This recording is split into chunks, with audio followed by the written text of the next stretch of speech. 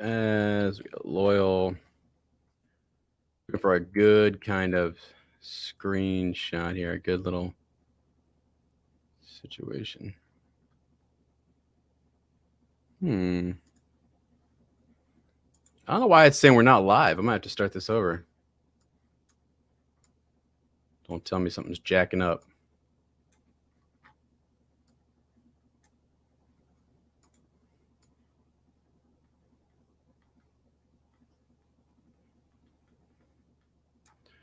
Episode 6. Watch party. Let's go and get that layer up there.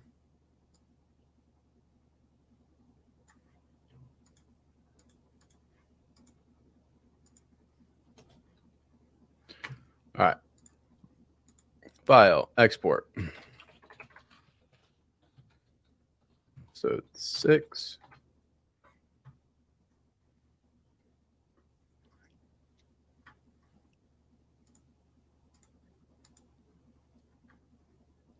Oh, there we go. Whoa. Are we live?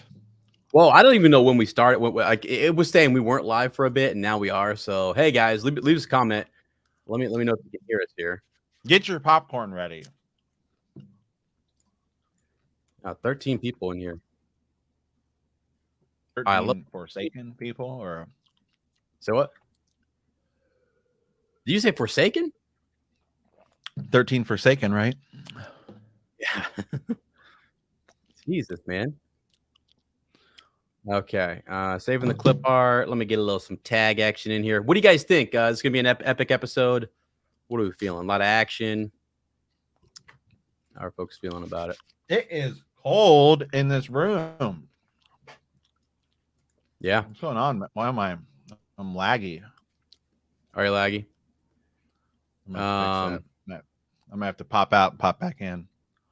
That's fine. I'm also changing stuff over here, so that might be part of part of the issue.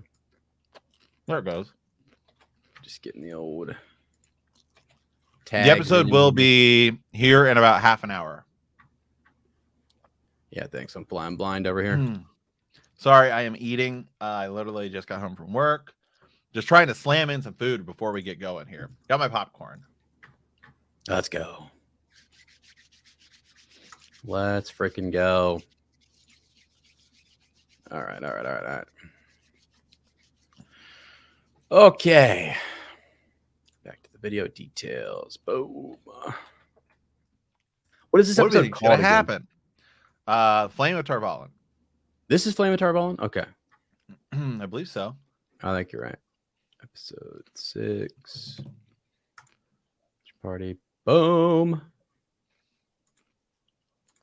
Yes, because episode 4 was The Dragon Reborn. Then it was Blood Calls Blood. Mm-hmm. Bum, bum, bum, bum. Okay.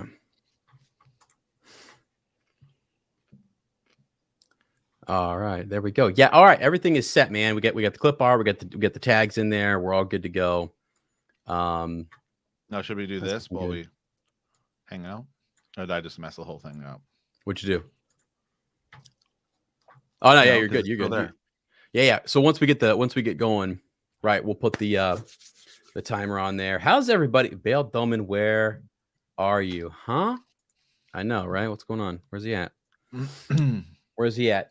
Greetings and salutations. Let's go. Rolling with some crab dip. I think this was missed in the live stream. I thought we were live and we weren't actually. So crab dip, pork rinds tonight for the watch party. Let me go ahead and say those pork rinds, I just saw the ones those are the Kroger generic ones. Let's go, buddy. Go to Walmart and there's a brand called Max. Okay. MACS. It is night and day different. It's like a sort of a spicy barbecue. Really? Literally, I'm telling you, hands down better. Because I have a bag of those unopened. Okay. The ones you have. Because I try to stay as low carb as possible. But I don't necessarily run from carbs. I am trying to cut out bad carbs, like, chocolate. Dang it. I was about to pull up. I have keto ice cream over here, which is pretty sick. I do too. Once you open these, though, you kind of got to finish them. I mean, they'll go bad. They've got a shelf life of like a day. A day. So pork rinds it is all night, baby. I'll be having those for breakfast too. Oh, I guess I can take out my other extra set of headphones here. So what do you got? Any major predictions before we start? I think remember there was a leaked photo of like Swan and Moraine talking. They were like in pajamas in some room. Yeah. I think we're going to see that. Right. Pajama Gate. Brandon Sanderson said this is his favorite episode. Really? Okay. Now remember when in episode 3, when Nynaeve tries to heal Moraine when Moraine is injured, she's like kind of drifting in and out of it, she says Swan. Oh yeah, she does. Okay. Hey, did anybody see the episode with Brandon Sanderson where apparently he like was talking about Wheel of Time and his inclusion or the lack thereof in the show, and even some of his Mistborn stuff that was coming up? I think there was a big interview where he revealed a possible deal for his stuff coming up in Hollywood. I don't know. If you heard of that, leave me a comment. All right. Oh, where Ryan just rewatched episode 4. He's like ready. He's so fired up. Yeah, what is in Moraine's medicine cabinet? Carry-on Grial, perhaps. I think so. Yeah, actually, this is cool. People were saying it looks like mirrors inside of mirrors. We had a video out just asking folks what they thought. Is that some reference to a twisted stone doorway, snakes and foxes, other realms? Not really sure. Yes, it premieres in 20 minutes here. I think that will show Moraine taking the oaths. Okay. Oh my God. Yeah. So now, Sarah, would that be a flashback? Is that like we're going to see her? Because I'm thinking we're getting some flashback stuff, right, Matt? What do you think? I do too. Yeah. But then again, who knows? I'm just down. Actually, I don't know that we are, actually. I thought there was going to be more flashbacks, and that hasn't been a thing. Yeah.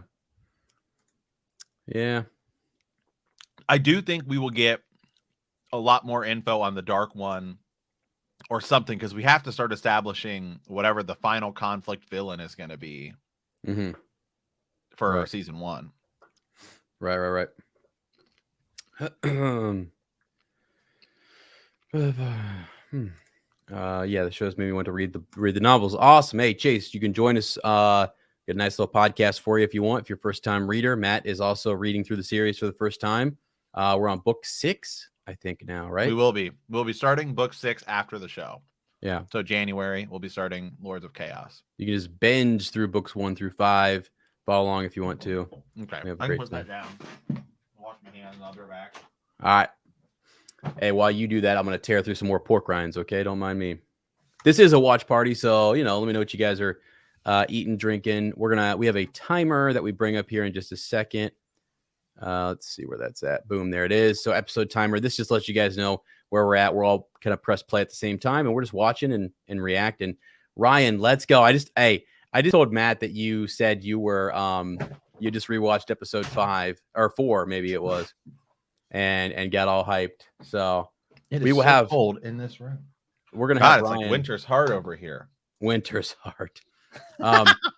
We're gonna have Ryan on the show. Probably after, like, he'll join us so we'll watch it here, and everyone can just kind of watch it, take their time. Matt and I will have a little discussion podcast, and then we'll bring our some of our patrons on. So if you guys want to join us, you can join us over on Patreon. Just go over there. I will send you guys the link. Yeah, thank you so much. It's time we get. Is it a Star Wars Christmas? Let's go, baby. It's Star Wars Christmas. All right. So I have one. I just don't know that I should I don't want to wear it yet. Well, there is no Wheel of Time. Christmas. I am excited for all the Wheel of Time merch that's going to come out. Like I'm too. looking. Let's do this while we wait. I am looking forward to Funkos. I'm a Funko collector, guys. You are. You can't see them all back there. But Yeah. Who do I have? Who do I have just hanging out down here? Oh, we got Lando. Let's go, baby. I got Lando. I got everybody. Nice. So, yeah, I got some space up there. I don't know. Who would you get? I feel like I'd need everybody. Oh, man. If you could only get one right now, like one Funko Pop, they had the whole cast. Loyal. Loyal's going to look awesome. I'd say Moraine or Lan is who I want. Or maybe pairing with like Wolf Eyes. That could be cool. See. Oh yeah, we could do spoilers in here. Spoilers are fine. Beer. I think we all know who. I think by the time the series is over, I think we all know who the least selling Funko Pop will be. Fail. All right, because that's all I ever hear is people say they hate Fail. I swear to God, some people like her. I don't mind her so far. Yeah. Third time, but have to take a break of Fires of Heaven. That's where we're at. MJ Daniel. Boom. Yeah.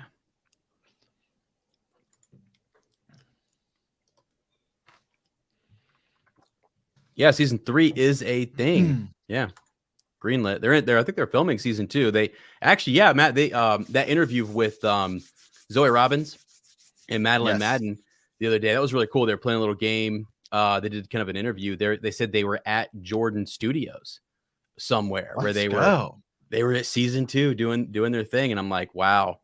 So they're watching all this hype built around season 1, and they're out there shooting season 2, knowing season 3 is being written as well. So. Vaila's my favorite. I'll punch you in the face. I like her. I'm only into books. I'm about to start book 6, but I know that everybody complains about her a lot. Yeah, absolutely. Let me post a little something here. Yeah, show starts in about 13 minutes. All right, let's see here. And of course, we will not be airing the show because you can't. So, right. Yeah. I know, guys, some people might click on it and be like, "Oh, I thought you guys were airing the show." That's not how it works. Yeah. Link to Heroes 5 discussion or live post discussion. Click the link to join us. There we go. All right, and this will be our live. Oh, no, I got it up here. Boom, let's go here. All right, shut that down. Shut that down. Boom, boom, boom, boom, boom, boom, boom. Shut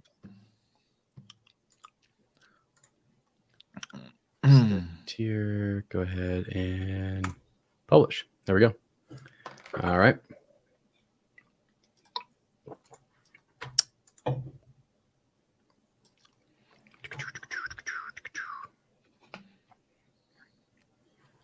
Will the Golden Crane ride alone? I think now. That's where I'm at.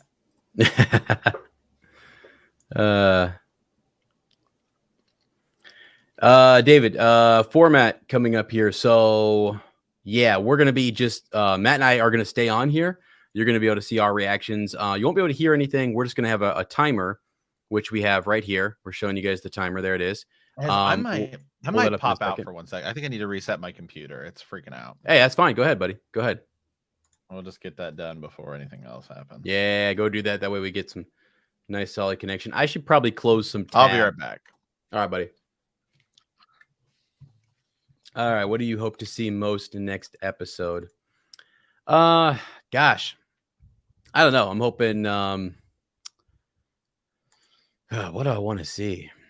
I really want to see some resolution to. I want to see what's going to happen with Matt. Like, are we doing a full healing here? Or are we going to do a partial healing? What's going down? I don't know. Premieres at the same time all over the world. Yes, it does. So in about 10 minutes, it will drop for the entire world. I really need to know what will drive them to Faldara. Same. Actually, that's a really good point. Great question there. Let me remove Matt from the stream there. Yeah. What is going to drive them to Faldara? What is that thing that Moraine or Suan is going to hear from the crowd and then cause her to say, hey, it's time to go. How do they sneak away too from the tower and stuff? I think that's going to be kind of, radical. So, all right. Oh, nice. So, hey, as we have people pop in here, so we might have some of our bannermen or our heroes pop in. We have a private chat over here.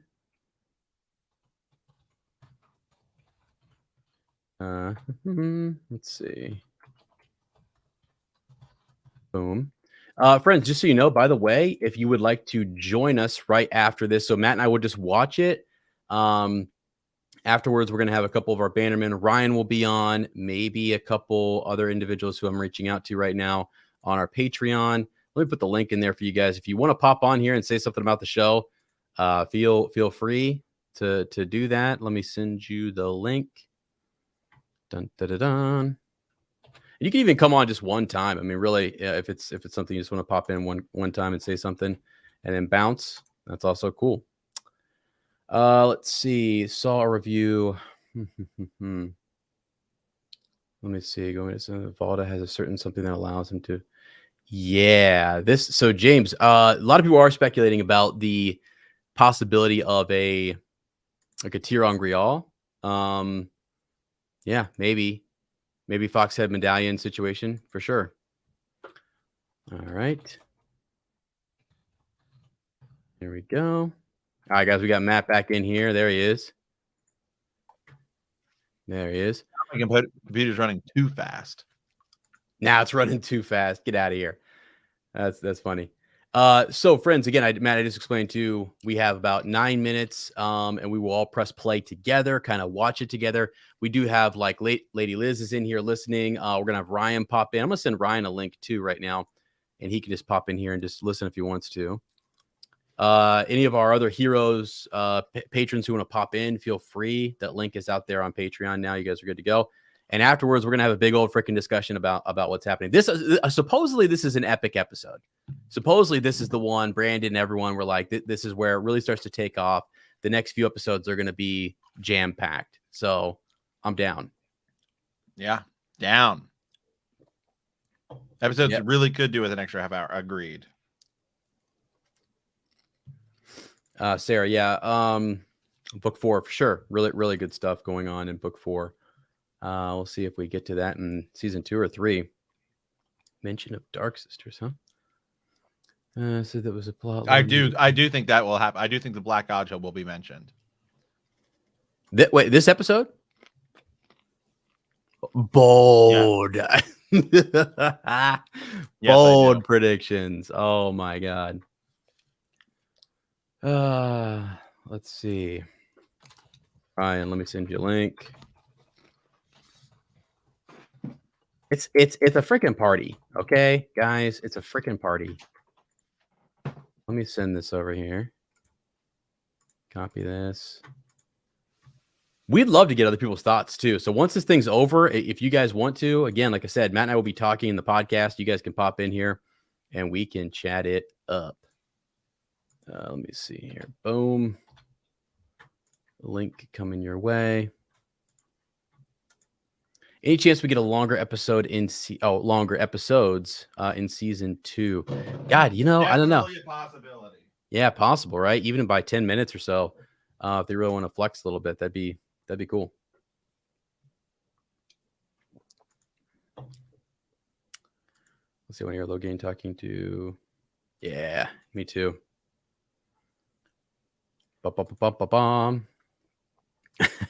69 viewers. You guys are ridiculous. You guys are crazy. It airs. So we have about 6 minutes. 6 minutes. We've got it all pulled up here. And we're just going to we'll give people like 1 or 2 minutes. And then we'll hit start. And you guys can kind of see where we are. And we'll just kind of watch it immediately and then discuss. Other YouTubers are going to be out there talking about it. I think around, let me go check real quick here. Anybody know when the Dusty Wheel is going live? By the way, shout out to Matt Hatch. I think that's one of the best individuals in this fandom to go listen to and watch. Just a really great freaking show. Let's see here. We had Lauren in here the other day from Unraveling the Pattern. He popped in for a second, which was awesome. Who else did we have? A couple of different folks popped in that were YouTubers that were pretty cool. 5 minutes. Yeah, Leandrin spot on casting there. Yeah. Agreed. Uh-huh. Yes.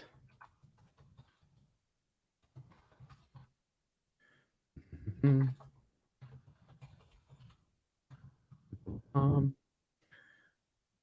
Let's see. We will. All right, here we go. All right, here we go, boys. 5 minutes, buddy. Now, are they other YouTubers or are they friends of the dark? Well, hey, I can't trust this guy on a live. No, there's some other pretty cool channels. There's obviously a lot of new ones, which is cool. A lot of yeah. So definitely check some of those out. How about some flaming swear words? Yeah, absolutely. That could happen. Watch your flaming mouth. All right. Swear to God. Yeah, someone said, do you think they're combining Landrin and Elida? Possible for sure. Don't know. One less person to cast. Yeah. Yeah, she's great. Landrin is great. Yeah, looking forward to Logain's trial. Will it be a fair trial, Matt? No. I'm looking forward to those circus chapters. The circus.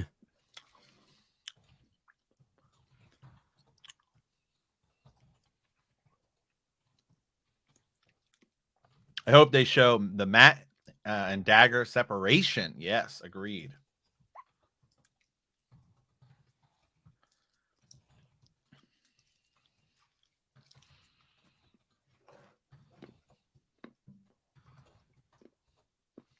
Okay. 3 minutes. Holy. Oh, crap, bro. I don't even have the tab up. Oh, shoot. Nervous. Yes. All right, Amazon Wheel of Time. Here we go. Click on it. Let's go look. Here we go. Episodes. God, there's so much stuff on this Prime. Varen Lucas well-turned calves. Wow. Darkhound Slobber back in here. Let's go, Darkhound Slobber. That's what I'm talking about. Oh my gosh. So many people, man. This is so cool, Matt. So seeing a lot of comments. We have a lot of our patrons, different folks who are talking about watching it with their significant other, their spouse, whoever. It's a great thing, man. Yeah. Right here. Perhaps Padan will steal the dagger before they can get healed by Moraine. Whoa. No, dude. Thank you. You're the best.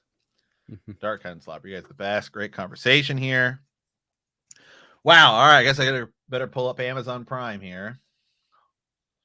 I know, right? 2 minutes. Now, again, hey, we're not gonna press play right at 7 o'clock. We're gonna give it about 1 minute to get it refreshed, get everything. And then remember how we all count down.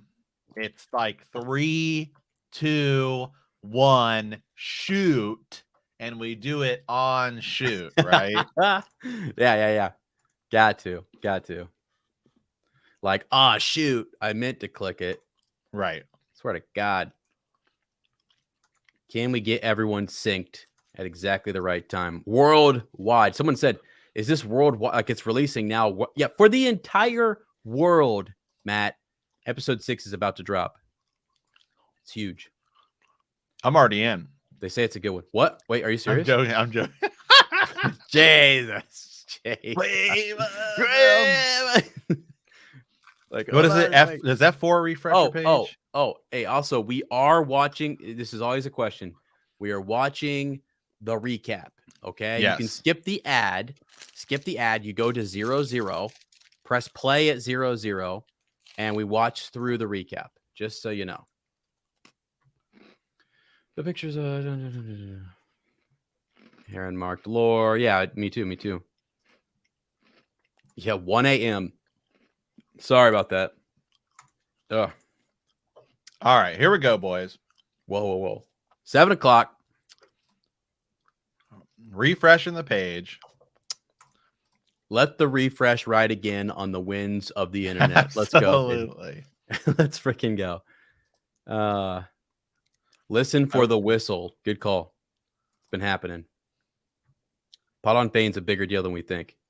That's not there yet for me, bro. You let me know. Hold on. I'm gonna refresh. Patience. Hold. What if they change the time? God, that would just,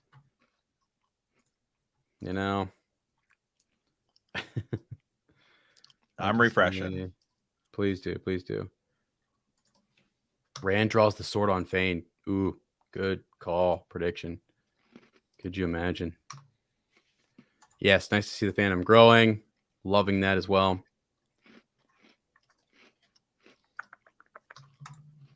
Bum. It's not online for me yet. Jeez, come on. What's going on here? What's going on? I don't know. Hold on 1 second. I don't know, bro. Trying to get me to watch the Steelers game. What's going on here? What's going on? Not online, yeah. Are they targeting? Are we being targeted? I'm being targeted. They're like, we know you like the Steelers. Oh, there it is. There it is. It's up. Episode 6. Let's go. It's up. Okay. Now, I have skipped the ad, Matt. Okay, let me get past the ad. I'm at 0. I'm at 0. Okay, I'm at 0 too. All right, now we're gonna give everyone just 10 seconds or so here. Maybe your PC 15. has been touched by the taint. Oh my god. People are freaking out. Yeah. Okay, I'm ready whenever anyone else is ready. Hey, Matt, why don't you give people just a hot second here, okay? Ready. All right, everyone, put ready. Yeah, Nicole, thank you. Let's go. Let me crack open a fresh one here. The wheel turns and ages come. Let's go, baby. Oh my god. All right, I'm excited. Okay. All right. Let's get a countdown here. Remember, it's 3, 2, 1, shoot. 2, 1, shoot. And on shoot is when we press play. All right, it's all important. All right, who you counting down or me counting down? We went. You got it. I believe. All right, here we go. 3, 2, 1, shoot.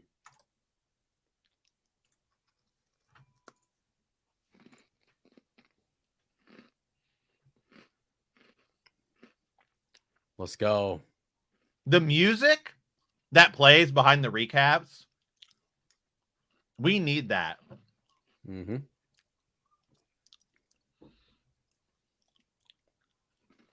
Yeah.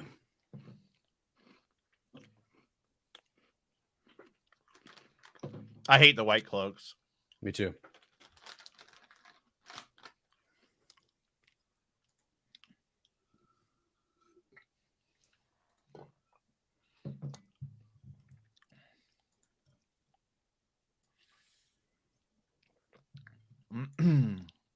Yeah. I don't know either. Right. I don't remember that. Jeez. Here we go. Let's go.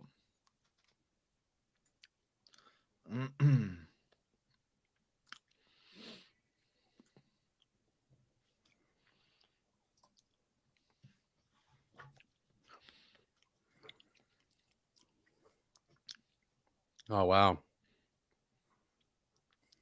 Suan. Flashbacks.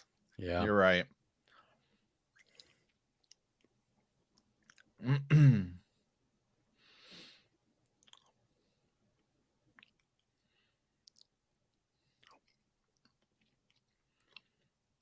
Now, see, that's the hut that we saw in the leak.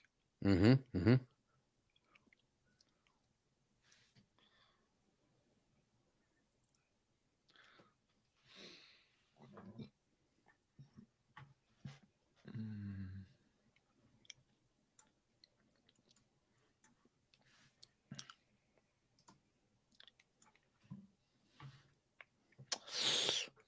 Good question.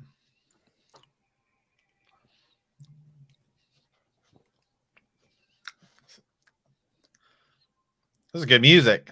Right, right. It should be out everywhere. Yeah.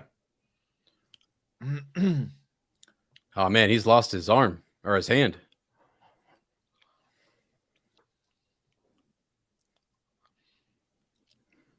I like that they're taking the time to give us a backstory on her. That means she's going to be important. Mm-hmm. Mm-hmm.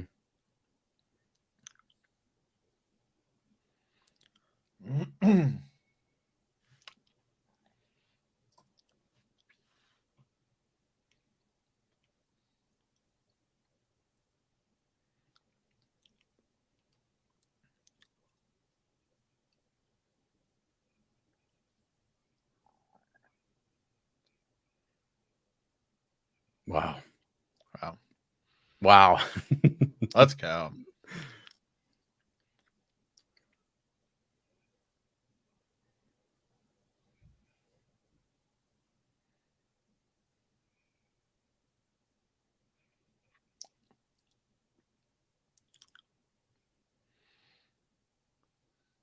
Oh no.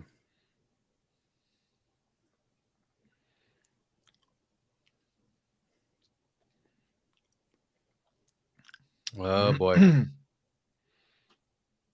Oh boy. Dragon sign. Yep. God dang. White cloaks, probably. Blaming white cloaks, dude. Guarantee it.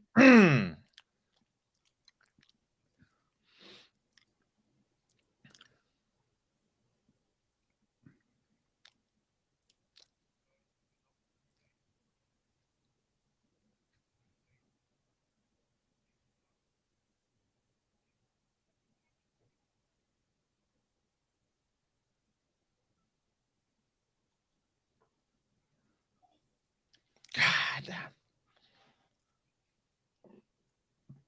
You can't. Oh.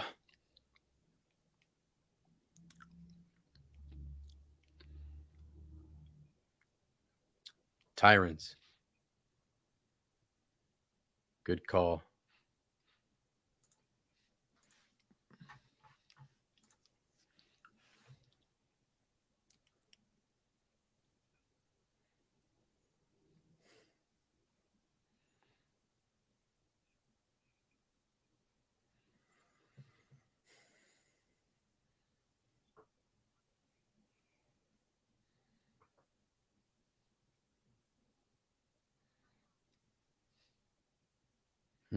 God.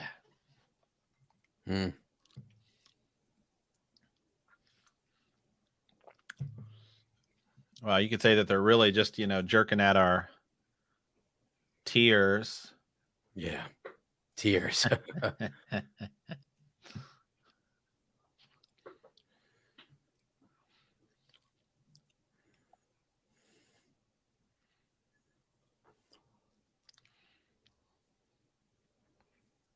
Let's go. This is smart, by the way. This is a smart move. To show her backstory. Yeah. Because otherwise it's showing you she's going to be important to stay. I mean, otherwise she would just walk in and just be that character. Yeah. Yeah. But no, we'll be seeing her for the long haul, man. Mm-hmm. Oh, the acting's good, bro. It's good. It's good. And I do remember like thinking about it now that yes, we did know that a young Siuan was cast. Yeah. Now that I think back. I think a young Moraine too, right? Yeah, get us invested early. Yeah. We're not skipping the intro, obviously. No, obviously not. I just like it more and more each time. I do too. I mean, it's not like, Game of Thrones great, but it's still good. No, it's good. Yeah.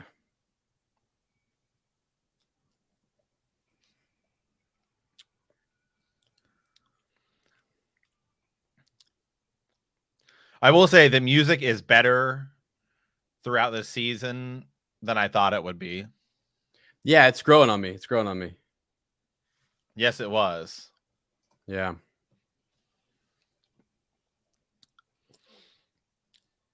Like this is like this. It's a good intro for like later when you're binging all of it. Yeah. It's definitely got that feel of like, all right, another episode. Yeah. Yeah. Yes, true.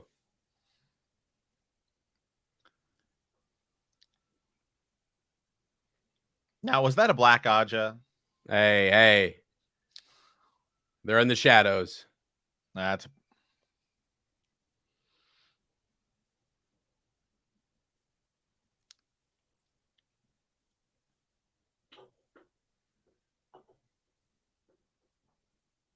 Yeah, I agree. I think it will change. I do hope it changes a little bit in the seasons. Kind of like, Game of Thrones shifted around.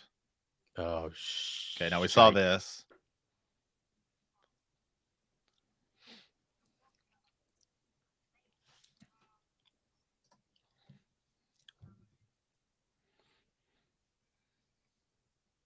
Hey, where I come from, it's Tar Valon. Oh my God. The music gives me chills, actually. I think it's good.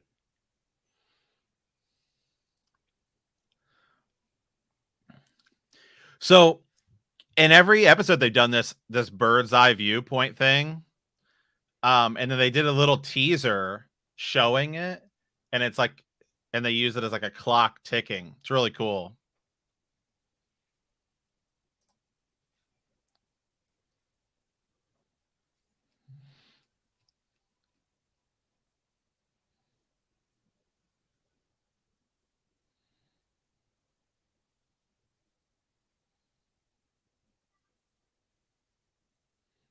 This is the first music where they released. It's clearly been a long time since they've seen each other. Uh-huh. Moiraine's got those feels,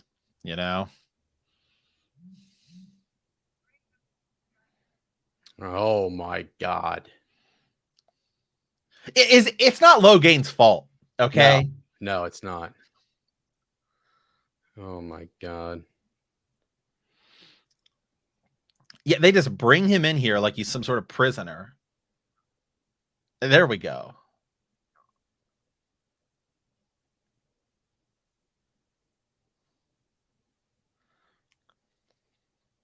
I'll go ahead and say it. I stand with Logain. Me too.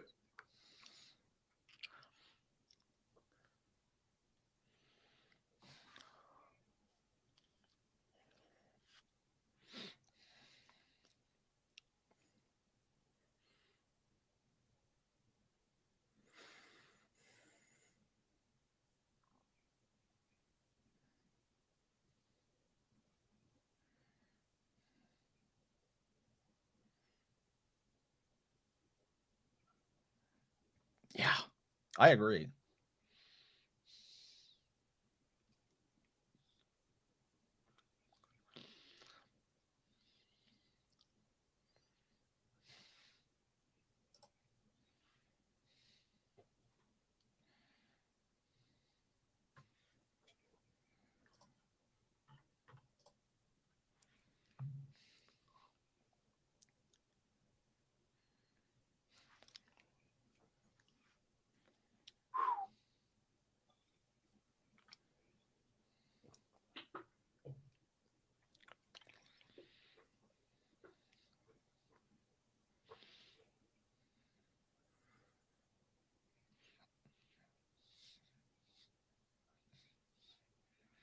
Let's go.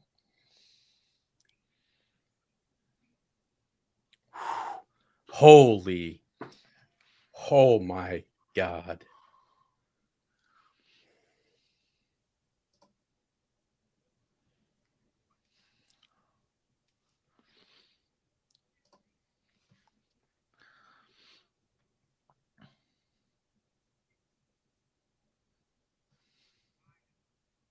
Seriously, that dude was crushing it.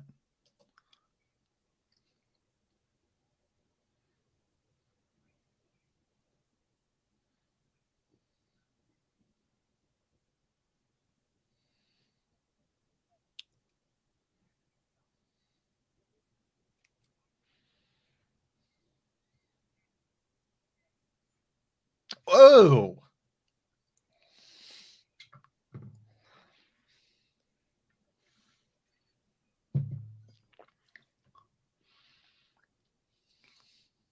Oh my God. What did he do wrong? Nothing, Matt. I agree with Tom Merrill. The White Tower's corrupted.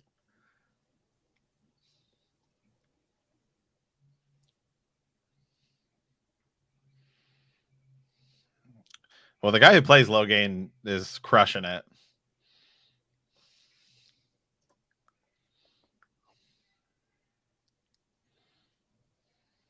God, I can't wait for later S. God, remember this moment in like season 6.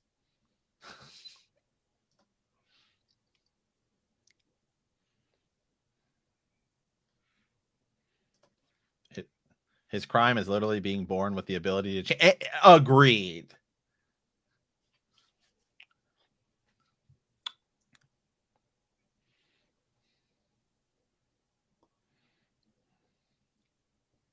Oh boy.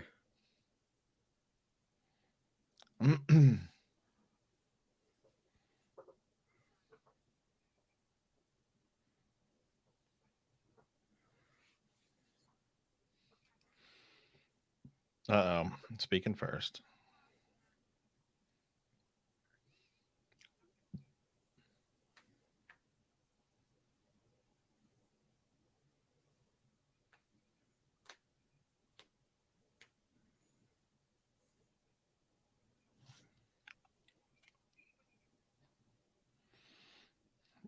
She's got a point, though.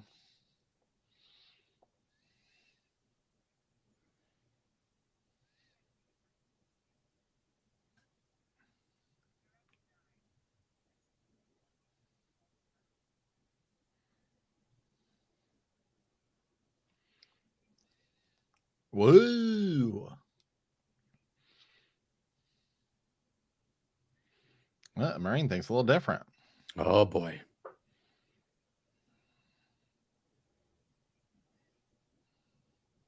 Whoa, boy.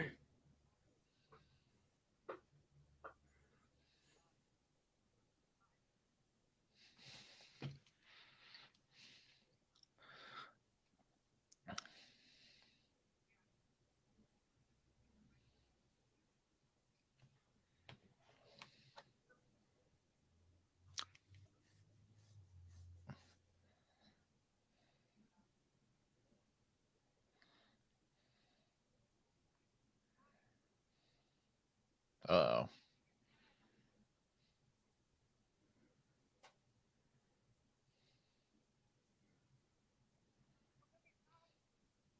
Oh.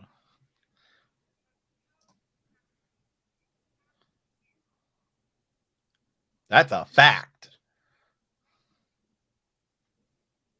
Whoa, boy.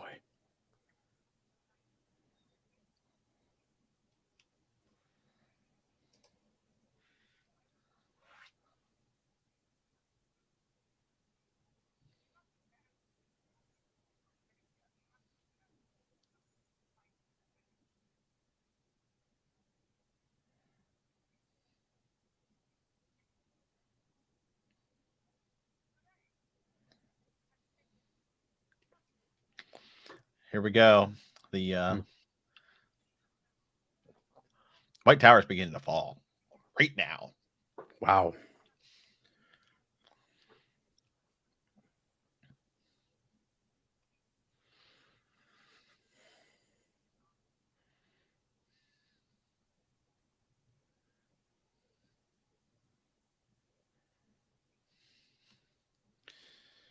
She knew she was a wisdom, but she didn't think that she did know she could channel, but not to that degree.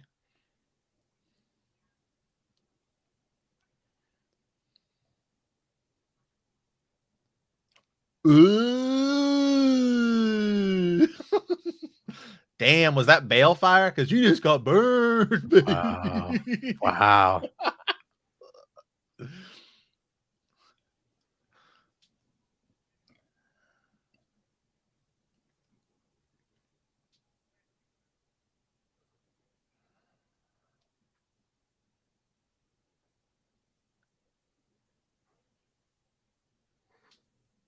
Oh boy.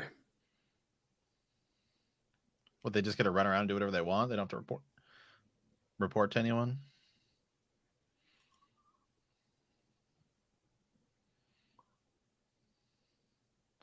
She's not allowed to tell lies. She cannot say. I think it was pretty fucking straightforward.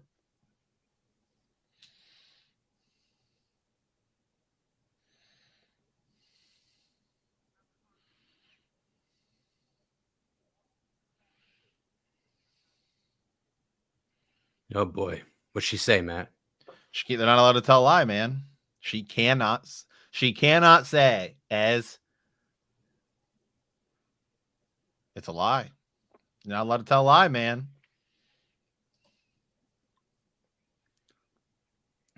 God. This is already good. Amen.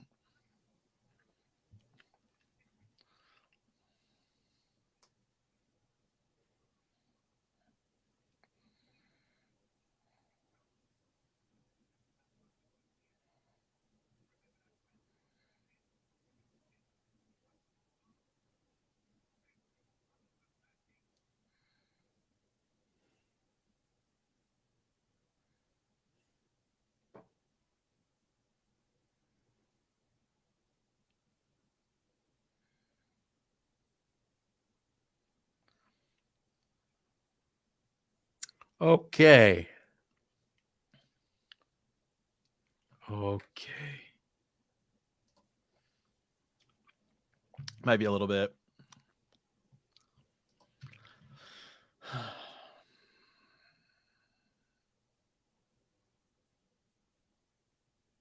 Wow. It's my world. Is it?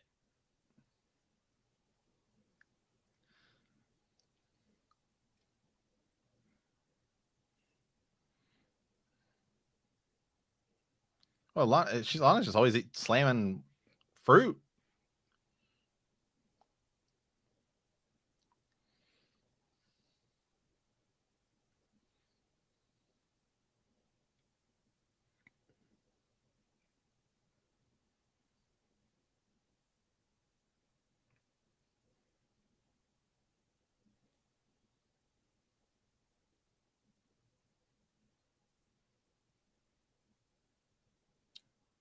That's what you think. I mean, I feel the seriousness of this, man. That looks like some good tea. It's a good pour.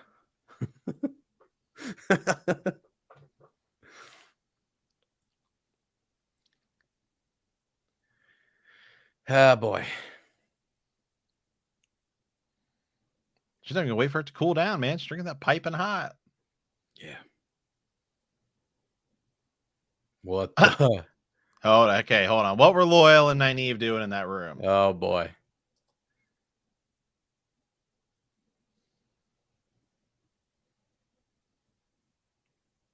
It's Power walk. You're gonna go look at Matt.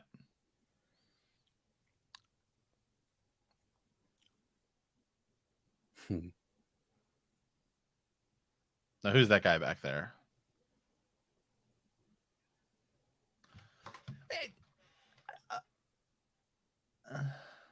They're a little bossy.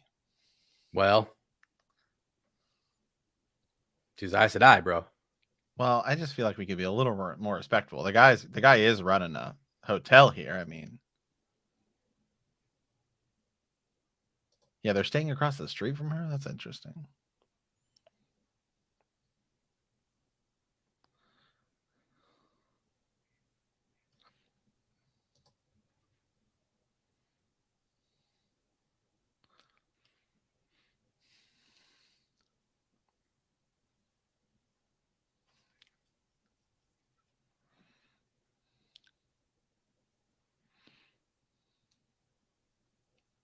Mm. Let's go.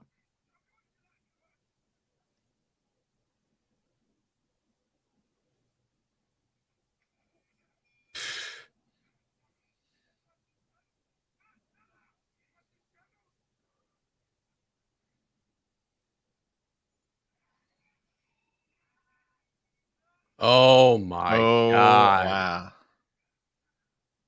He did try to stab her in the books.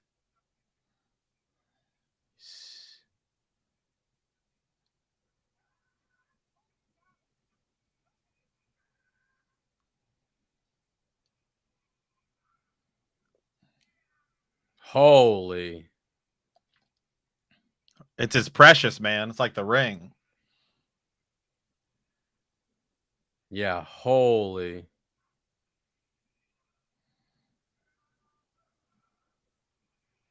Oh.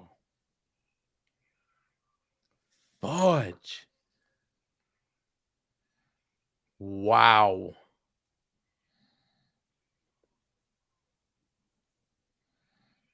Well, this is not in the books. At least not like this. That's cool. I'm sorry. That is a cool way to do it. That is. Yeah, don't touch it. Don't touch it. Don't touch it. Holy. Holy. I think that's a full healing there, bro. Maybe. Here we go. He's back.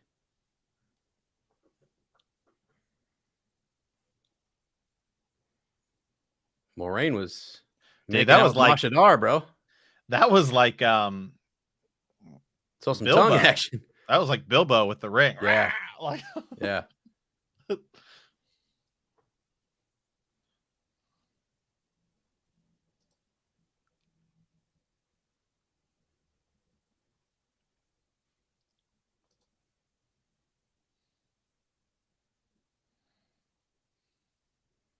God, I love Moiraine.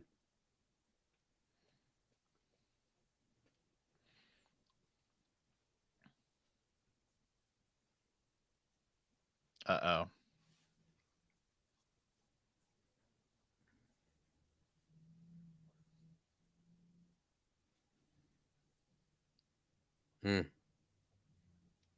Rand's beginning to question.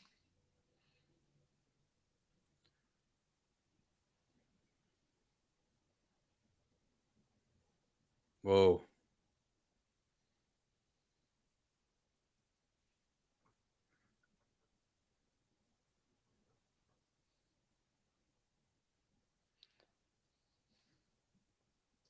Yeah.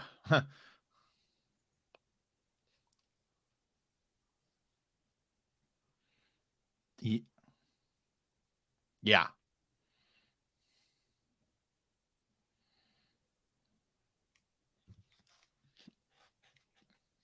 Hey, let's go. Whoa. Agreed. I'm on Team Moiraine on that. I mean, again, this whole story is a back and forth here. I know. You know. Okay. Here we go. Where are we at here? Where are we at? Still in the still in the old tower. Little bathhouse here.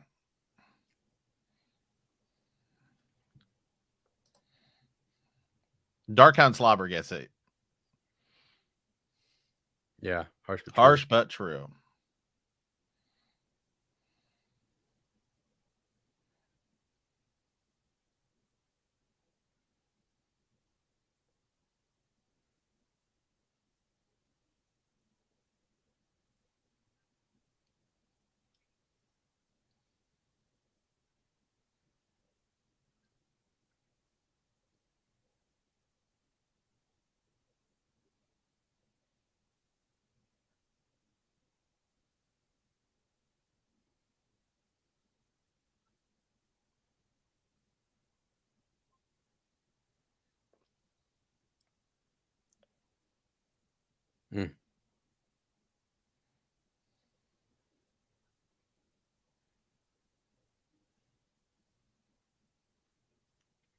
Wow.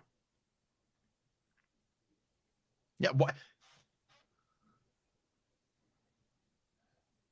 did the Honorland do to stop the Trollocs?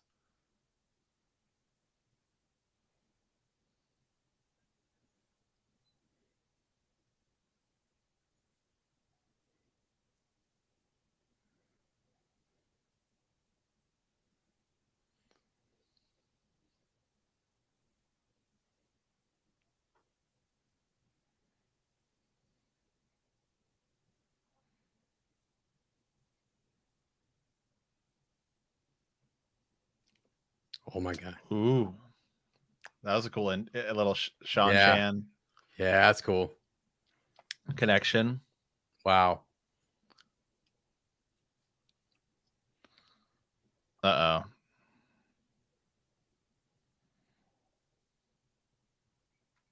What was that she dropped there?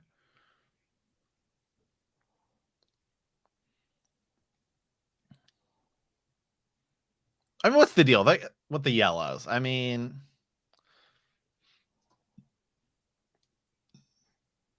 here we go.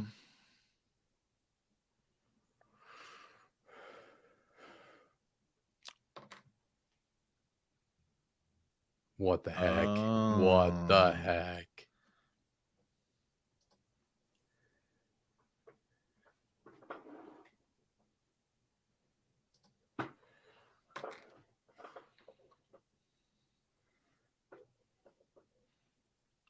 She's lying to him. She's playing a game.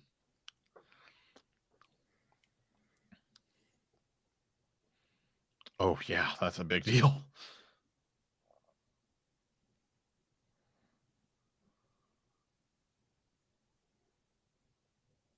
Yeah, I stabbed him in the neck. He's still alive, though. He's definitely still alive. He did get attacked by the wolf pack.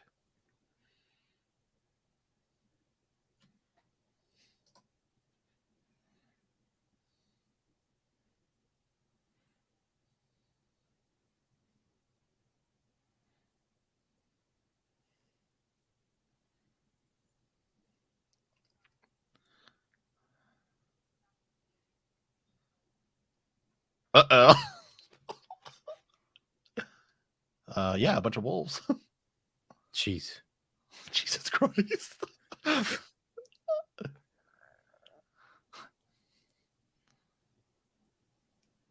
Oh my god. Oh god. Moraine's probably like, Jesus Christ, like what's like happening?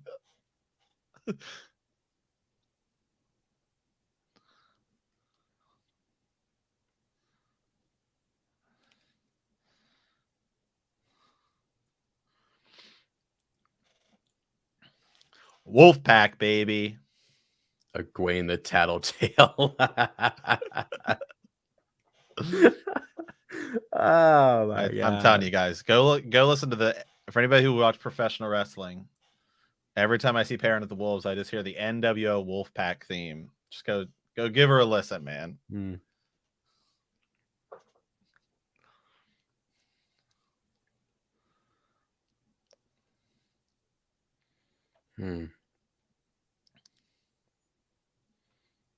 Heard that thing's open. Yeah.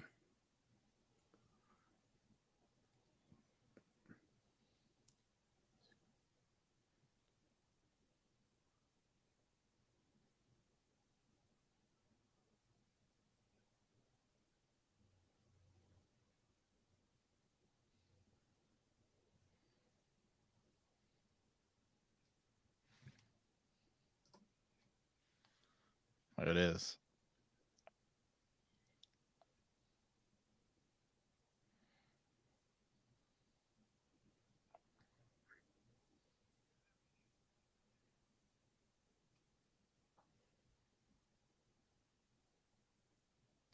Why do you think she wants to keep them separate? Just so she can sort of observe their powers and they all don't try to leave? Yeah. Keep them waiting. Ooh.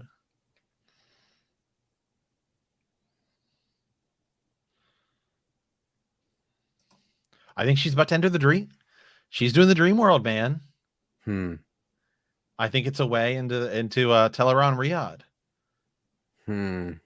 That's because remember in the preview you see her, there's like this weird blue light.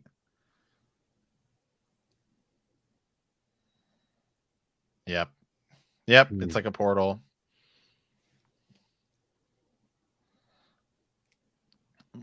I like that she even has blue bed sheets.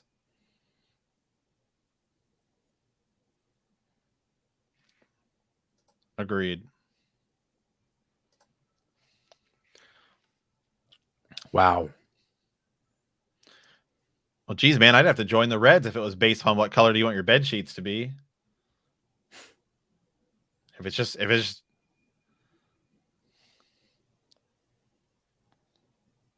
so is this just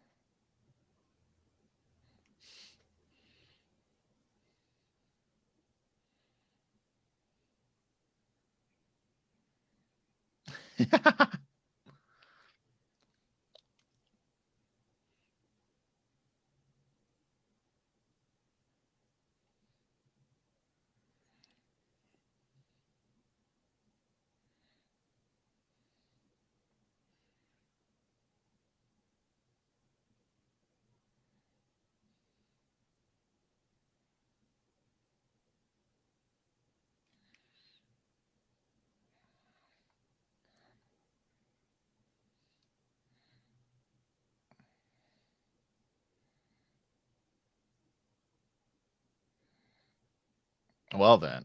All right. As I told you, we should have made that Pillow Friends explained video. God dang it. Somebody's going to beat us to it. Son of a gun.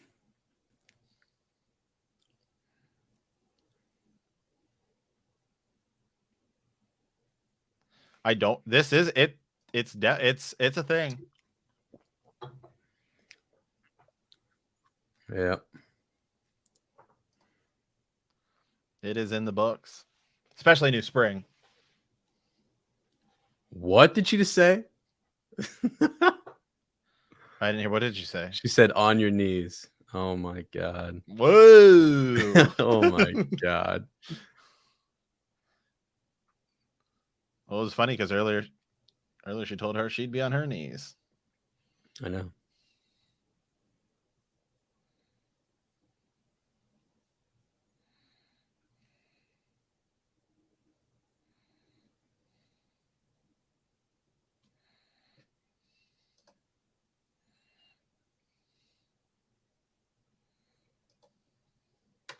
Nice.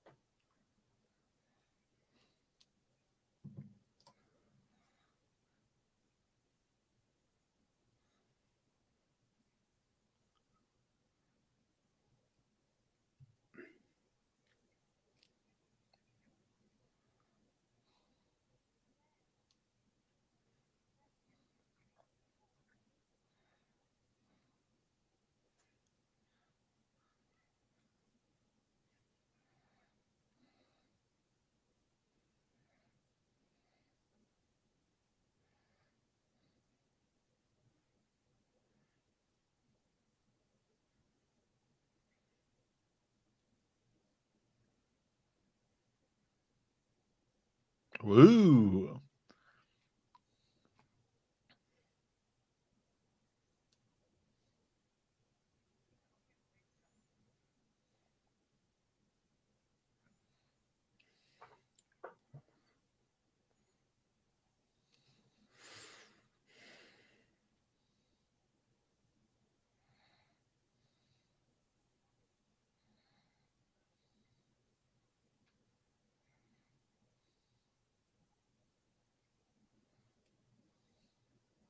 Jeez.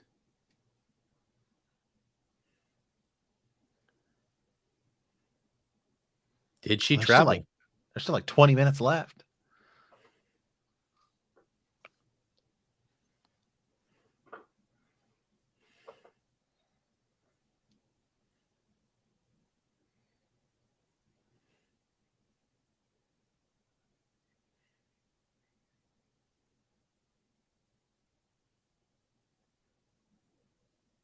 Wow. Wow.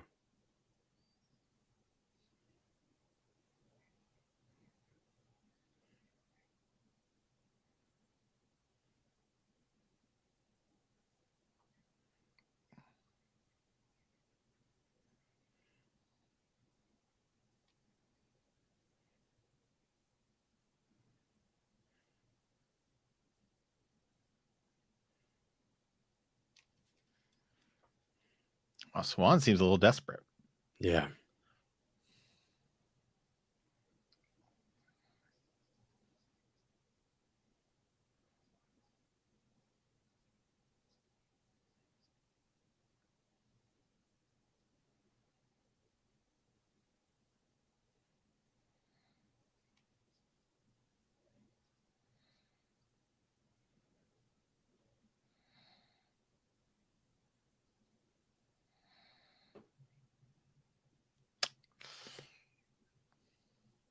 Wow.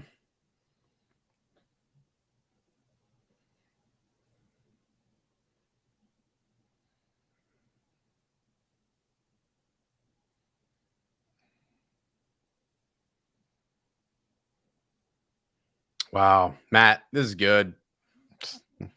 This is good. Way again, capture the spirit of the show, you know.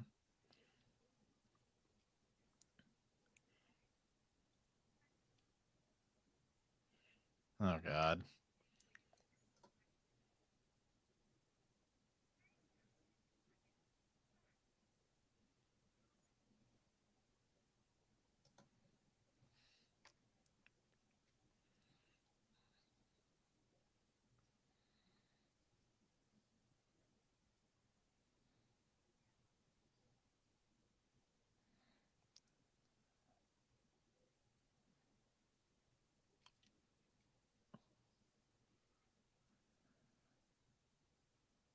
Ooh.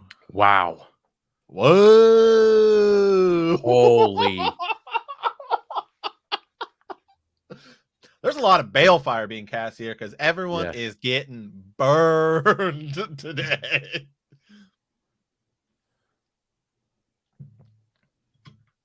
Let's.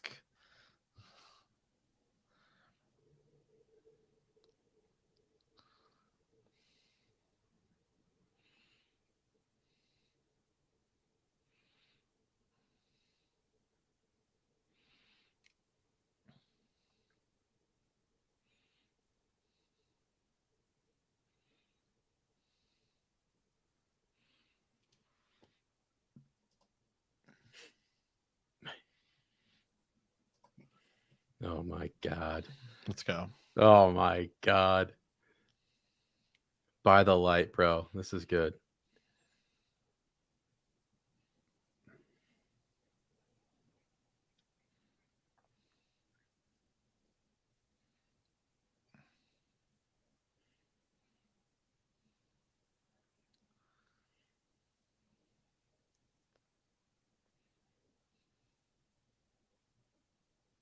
No, this is where Nynaeve is going to meet her. Remember, we saw it in the trailer.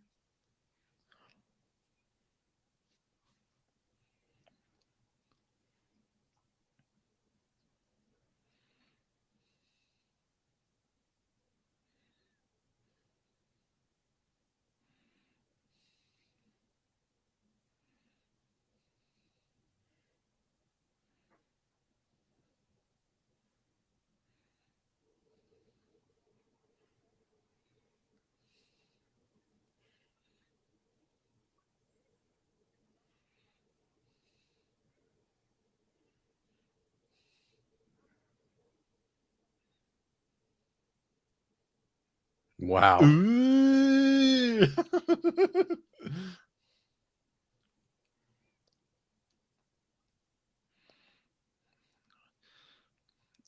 We get it, Moraine. We get it. All right.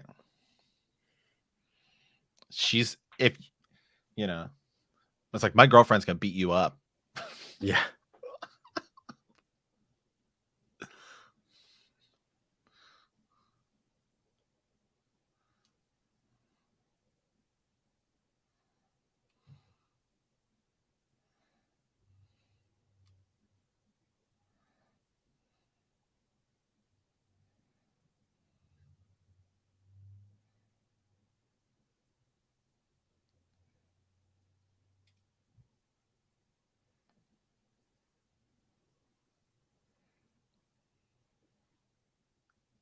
Yeah, and he looks super upset.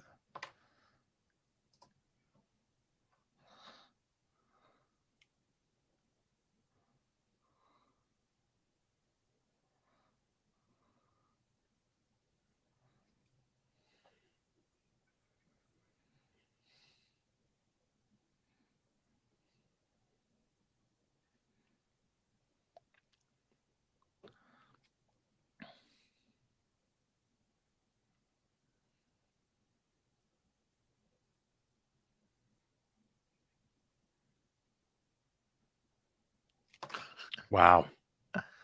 God, what's her deal, man? She doesn't like the tower.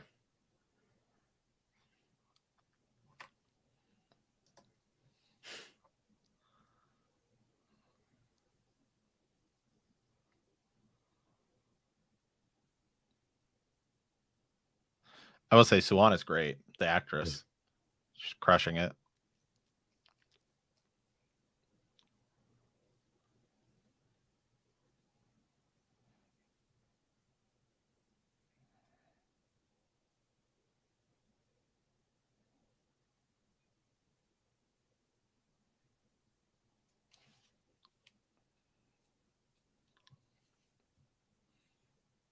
Yeah, it's like her dad.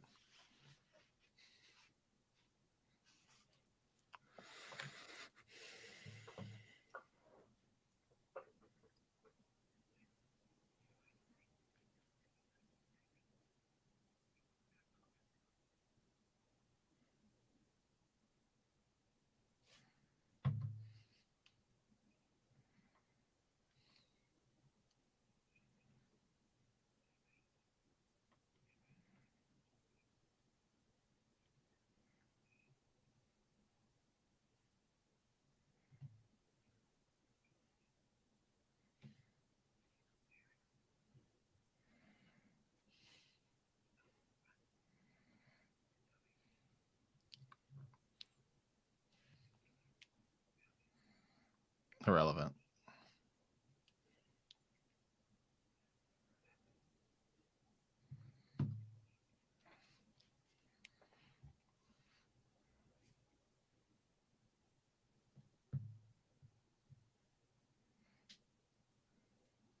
Oh boy. Here's the this is the shot we saw in all the trailers and everything.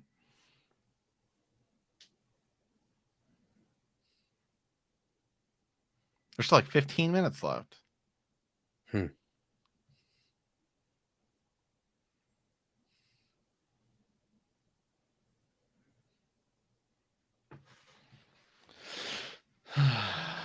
Not allowed to come back. Mm-hmm.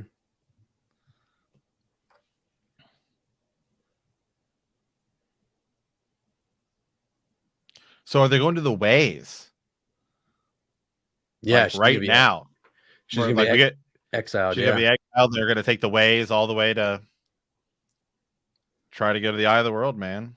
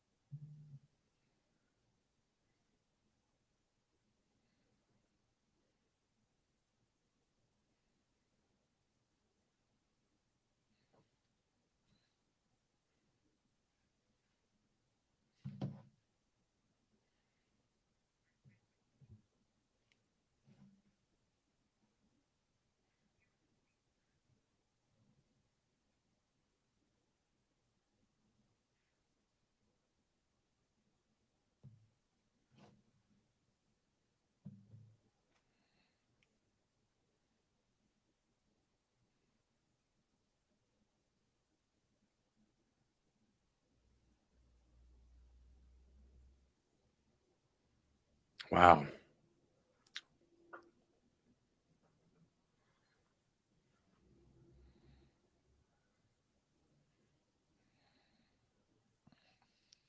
So is that like you're never ever allowed to come back?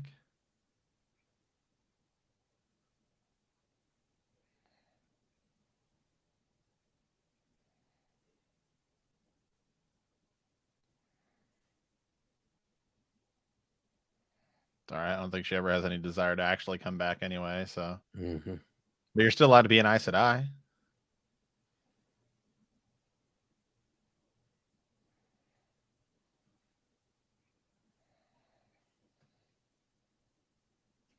Mm-hmm.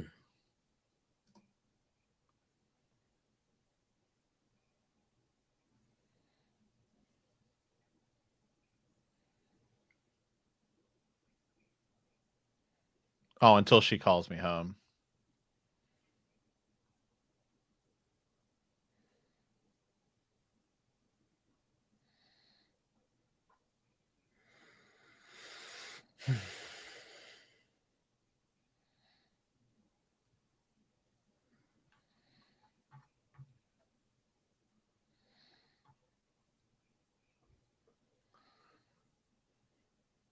Oh boy.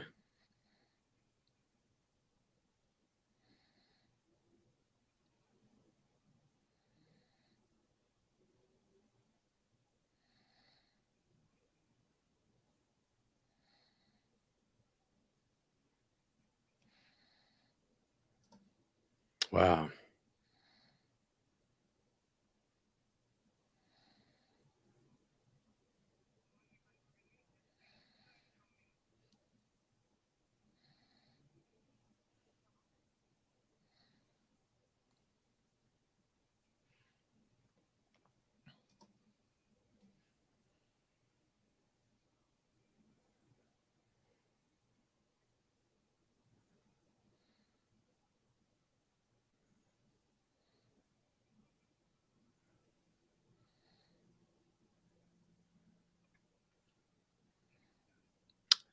Wow. Well, how long does she have to get out, man? Done.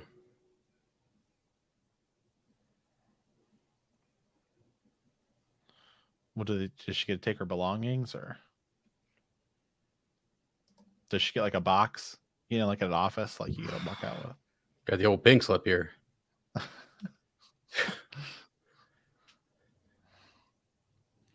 Should make that the thumbnail. Moiraine gets fired. Maybe we like have her with like a box, like carry. Fired. Fired. Wow. Wow.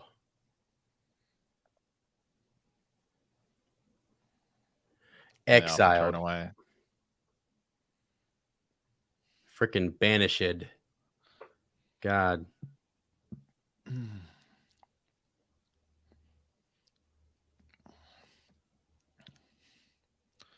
Well, you definitely just handed the keys. You know, we haven't heard what Liandrin's punishment is yet. Mm-hmm.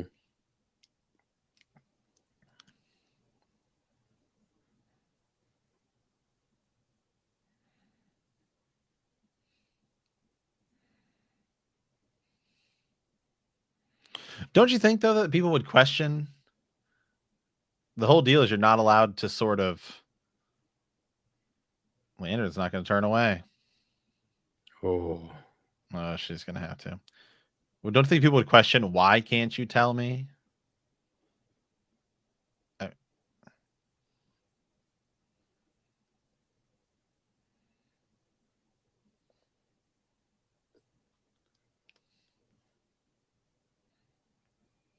Wow. I mean, so in another scenario, though, they don't stop them from being Aes Sedai, it seems. Like, this is obviously a special punishment. Right. So you just get banished from the tower, but you're still an Aes Sedai? Yeah.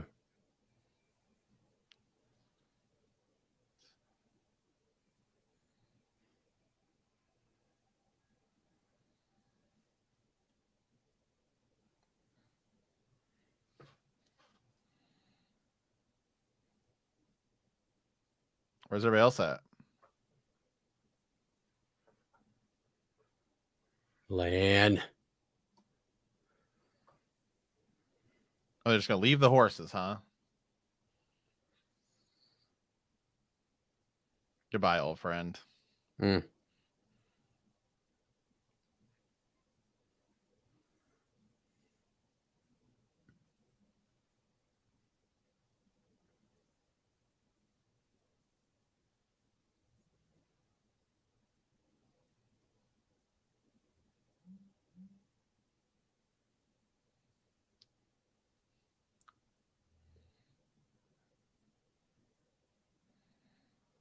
Okay.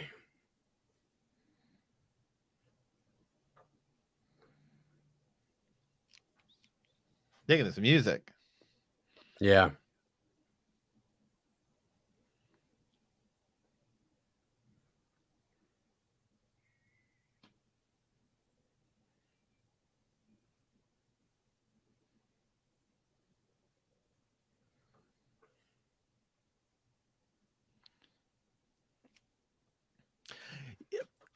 Yeah, you know, is the Rand Egwene romance, is it going to continue a little bit? Maybe. Don't know. Yeah, what happened to the dagger? Yeah.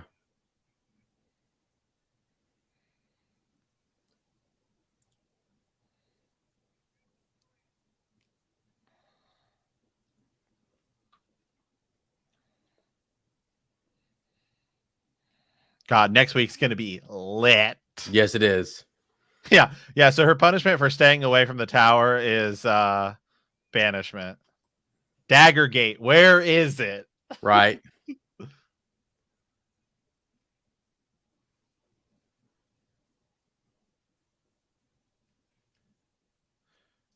Did Bella just get sent off?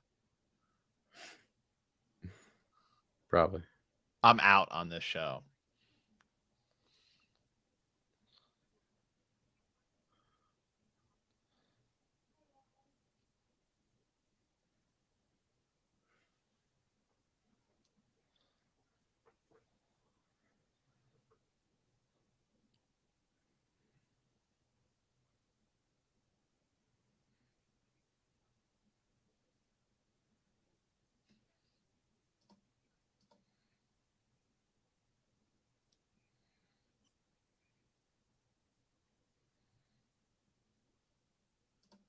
Agreed.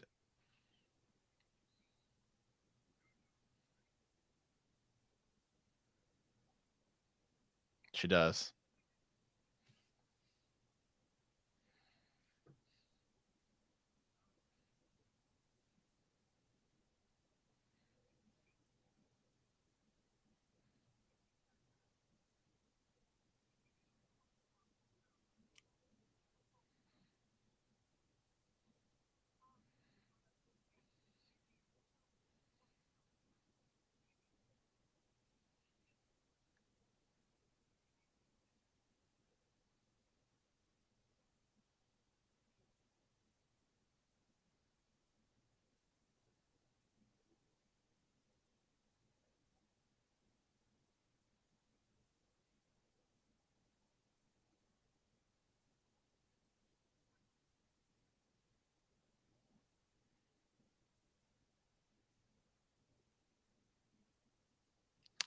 Tell the truth.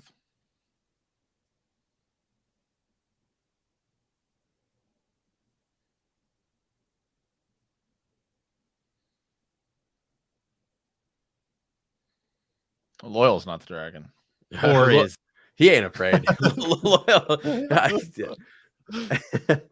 Oh man. Loyal's gonna pull a Dak here. He's gonna take on the whole Dark One's army himself.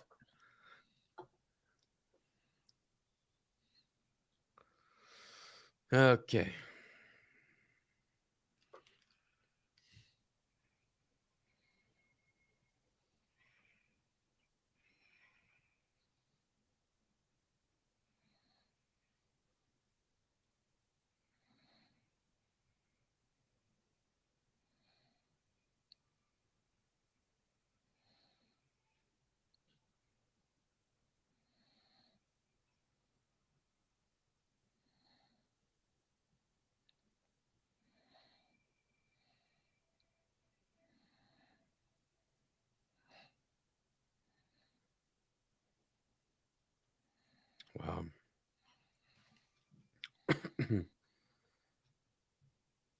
Okay. Here we go. Is Matt back, by the way?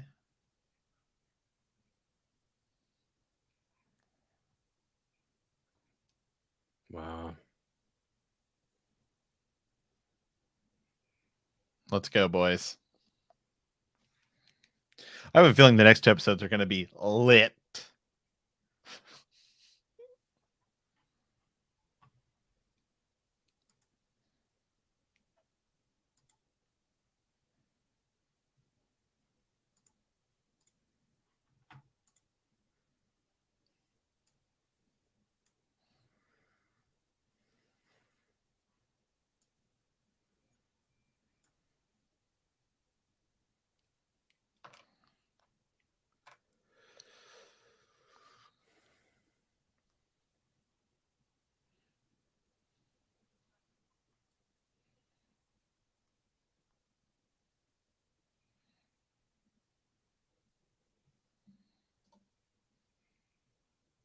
I think they're just going to walk in and have it close behind them.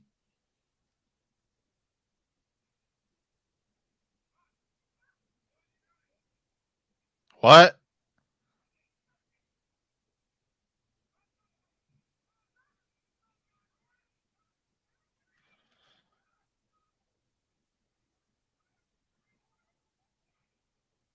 Dude, what is...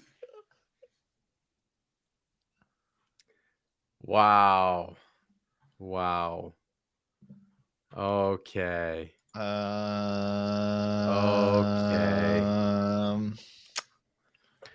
What? All right. Well, let's just go ahead and hit the podcast intro just for recording purposes. Hold on, bro. I'll get my Audacity bro, pulled up. No, we don't have time. As Moraine just said, we don't have time. We do not have time. I'm out of here. God dang it, man. All right, take a quick second. Hurry up. Wash your hands at least. I mean, there's a freaking pandemic going on.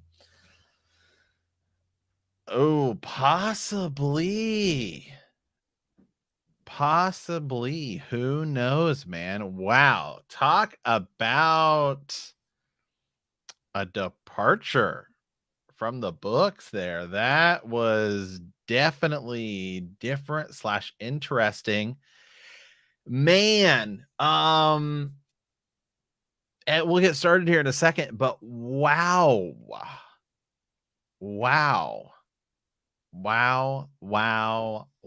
I don't even know. 7, 8 were filmed after lockdown. He never came back. That could be. There's a lot that could be different because of this. Did not even think about that. Wow. You know, we've still yet to meet Min too. And we know she's in season 1. So is that going to be an episode 8 thing? Like,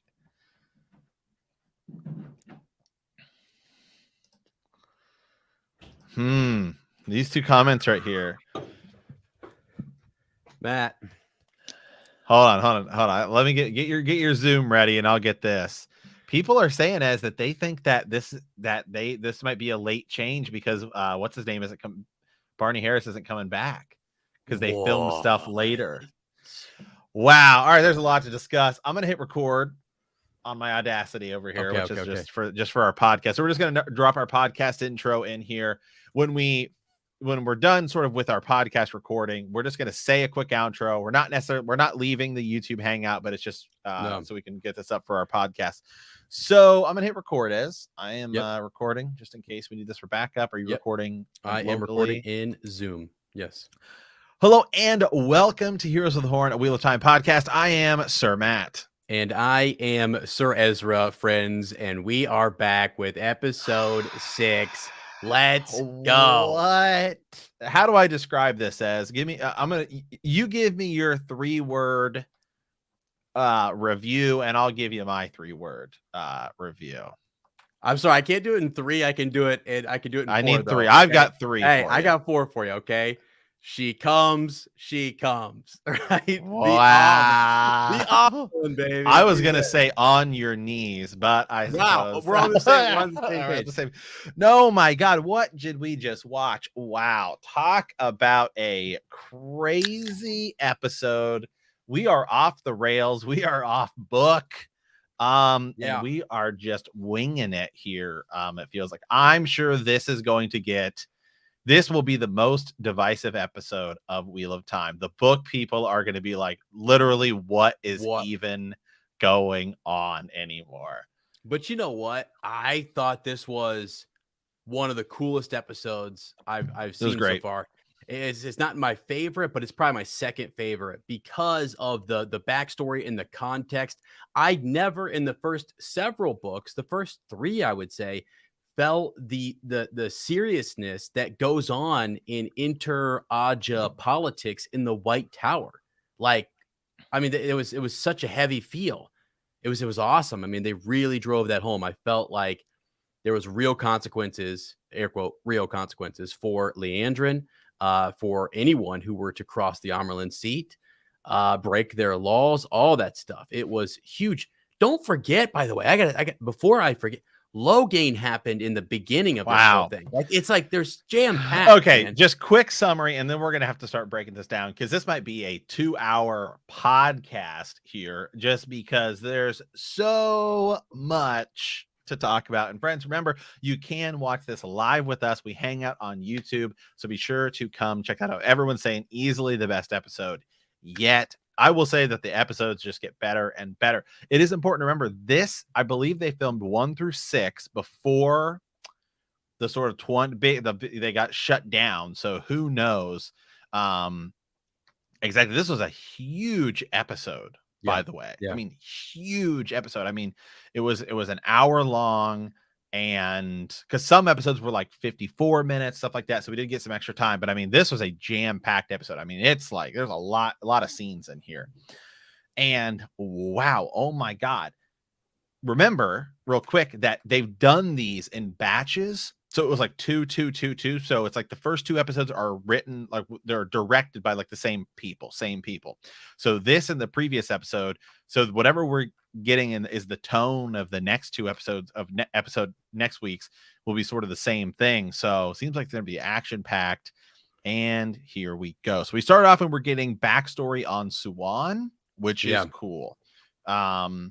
Immediately give us some backstory on her channeling her dad. Just God, you sort of feel bad. Seeing that, we got to see Tyr just, briefly. You can just sort of see the stone off in the distance. That was definitely cool. And then we got then the rest of the episode pretty much takes place in the White Tower and in Tar Valon. Right? Or Tar Valon, as they sometimes call it in the show. Logain is brought forward.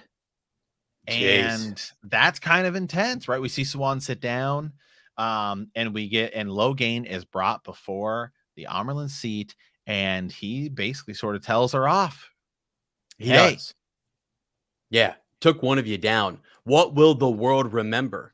Right? Yes. They're not going to remember all this stuff that goes on here in the tower. They'll remember that one man stood and fought back and proclaimed himself Dragon Reborn and took one of your sisters down. Like, it was an intense moment because as we had comments in here earlier, his crime, Matt, is being born with the ability to channel. So, hold on in the comments here. Dragon down. Why did her dad send her off by herself? RM Varnji, because he couldn't give her a hand. Wow. This is come on, guys. Come on. Get in the live chat. What the heck? This is why you guys gotta come hang out. Jeez. But hey, I love it. I love it. No, Tom isn't out. Don't worry. Tom will be back. Tom will be back. Hey, so wow, yes, the Logain stuff was cool. Then Logain was begging her to kill him, right? Which is definitely interesting. We're ahead a lot of stuff that happens in this episode is sort of plot stuff that happens in like books 2 and 3 brought forward. So we are like character development. We're a little fast paced. The main plot, we're on pace with book 1. Like we're right where we should be. Going into episode 7, which is whatever 80 some percent. As we get through, but like some of the stuff, obviously the stuff with Logain, we're going to talk about Matt getting healed. That doesn't happen until Great Hunt. So we are ahead a little bit in some areas, which is good because that's time you save later on. Try to make this squeeze all get together. So then I would say then we sort of get to this little back and forth, some stuff going on with Liandrin kind of talking to Moiraine. There's like, you know, some, hey, he said, she said, back and forth. Feels a little high schooly, you know, like I know dirt on you. I know dirt on you. We're brought before then Moiraine is there talking to the Amerlin seat. Liandrin's there. They have to answer for the crimes, and they all agree that they had to gentle Logain. Yeah. That it was necessary. I mean, and the thing too, Matt, this is where I kind of like what they've done. They put us in a pickle here, where in which we saw what Logain did. He actually almost killed Lan, and it took Nynaeve saving them. And then boom, that was sort of Liandrin could step in and say, yeah, I had to take him down. I mean, I think most of the audience would almost kind of say at that point, she might have had the right to do so. Air quote, right. I mean, because he was a dangerous man. Agreed. But, you know, that scene's also kind of interesting because we see Liandrin sort of question openly Siuan. And you can see we've been talking about the politics and the power shift inside of the White Tower and how that the Reds are gaining more and more power. Later, there's a Blue whose name I don't remember is talking to Moiraine. When they're in that bathhouse, and she says, you know, like, wow, like a yellow just openly backed a red. What's going on here? Yeah. Megan, I think is her name. Yeah.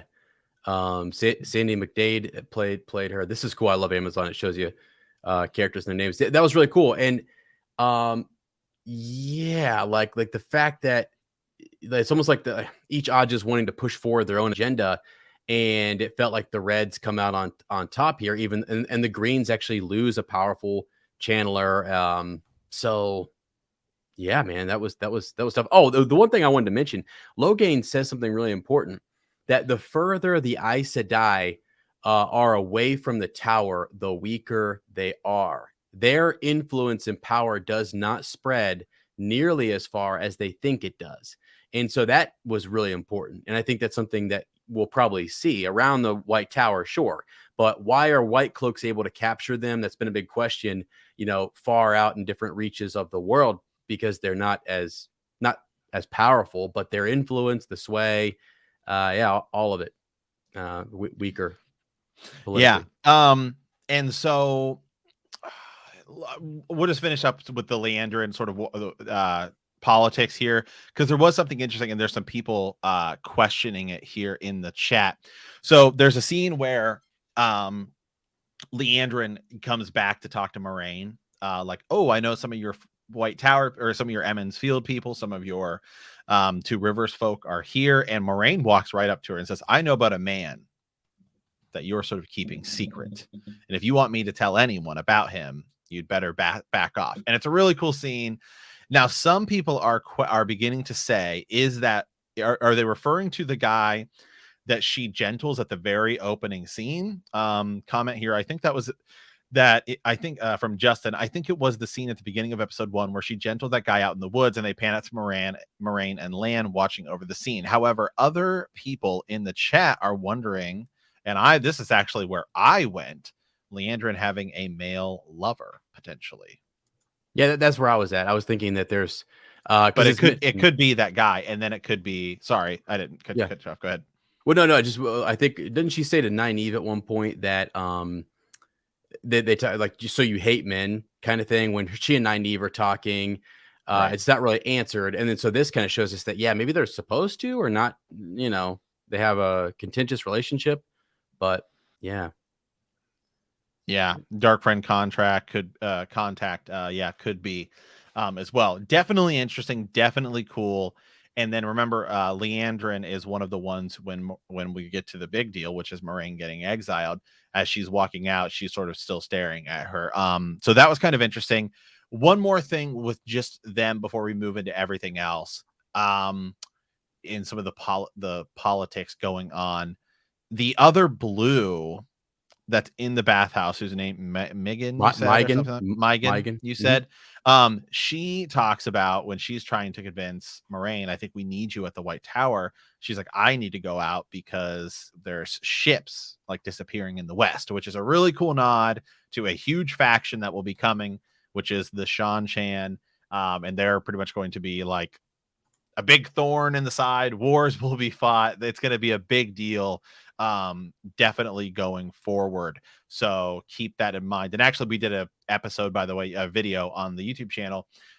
You can check out, which is Factions Explained. Whereas, and I went through and explained a lot of the big factions, just sort of a intro to who these people are. And the Seanchan is definitely one of them. And that's ultimately, I'm sure, what they're referring to. And they will be such a big deal going forward. So going back a little bit,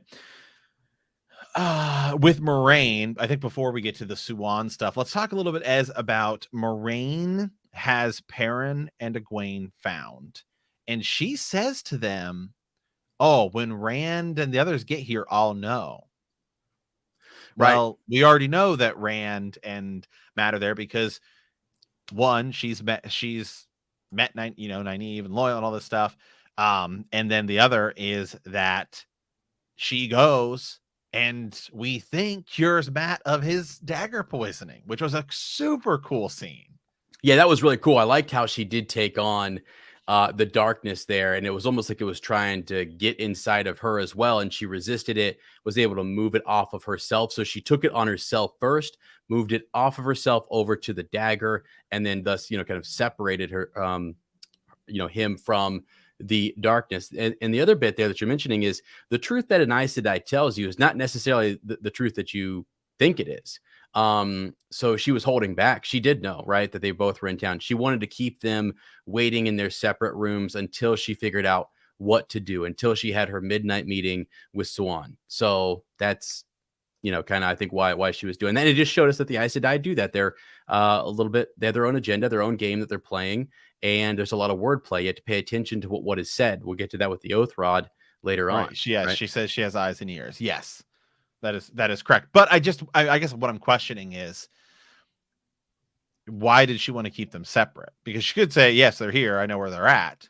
But she, I think, wanted to see what was going on here, right? She definitely seemed to want to see what was going on. And then when Egwene tells her about what happened with Perrin and the yellow eyes, it's like, oh my God, like, right. Like, oh my God, like, what's happening here?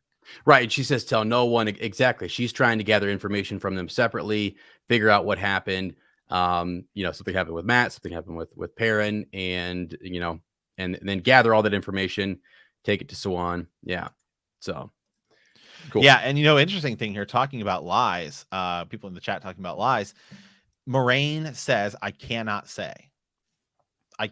tell you what I've been doing when she's questioned, which is ultimately why she's going to be punished.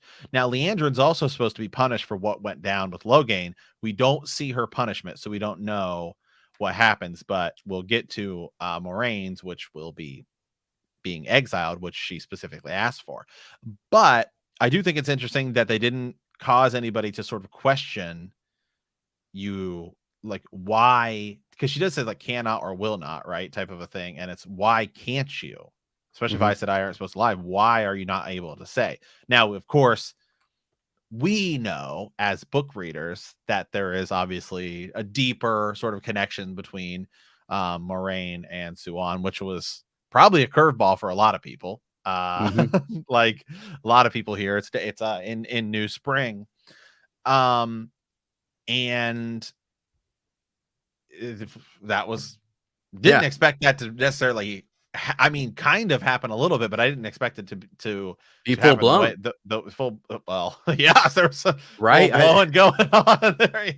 I didn't know punishment was being dealt out that quickly. So yeah, here's the thing too. Like it was, she can't tell, and so when you go back to a New Spring content material and you think about the mention of Guitarra, and her foretelling was kind of cool. So she and Siuan were there for that. I mean, there might have been, like sworn to secrecy or something. There's more going on to this whole finding the Dragon Reborn. There's things that maybe she's even been, she and Siuan have this plan that not even the Blue Ajin know about. It is literally just those two. And by the way, for anyone who is a show watcher only and notice that they said, they might be stilled, it's the same thing as what happens to Logain.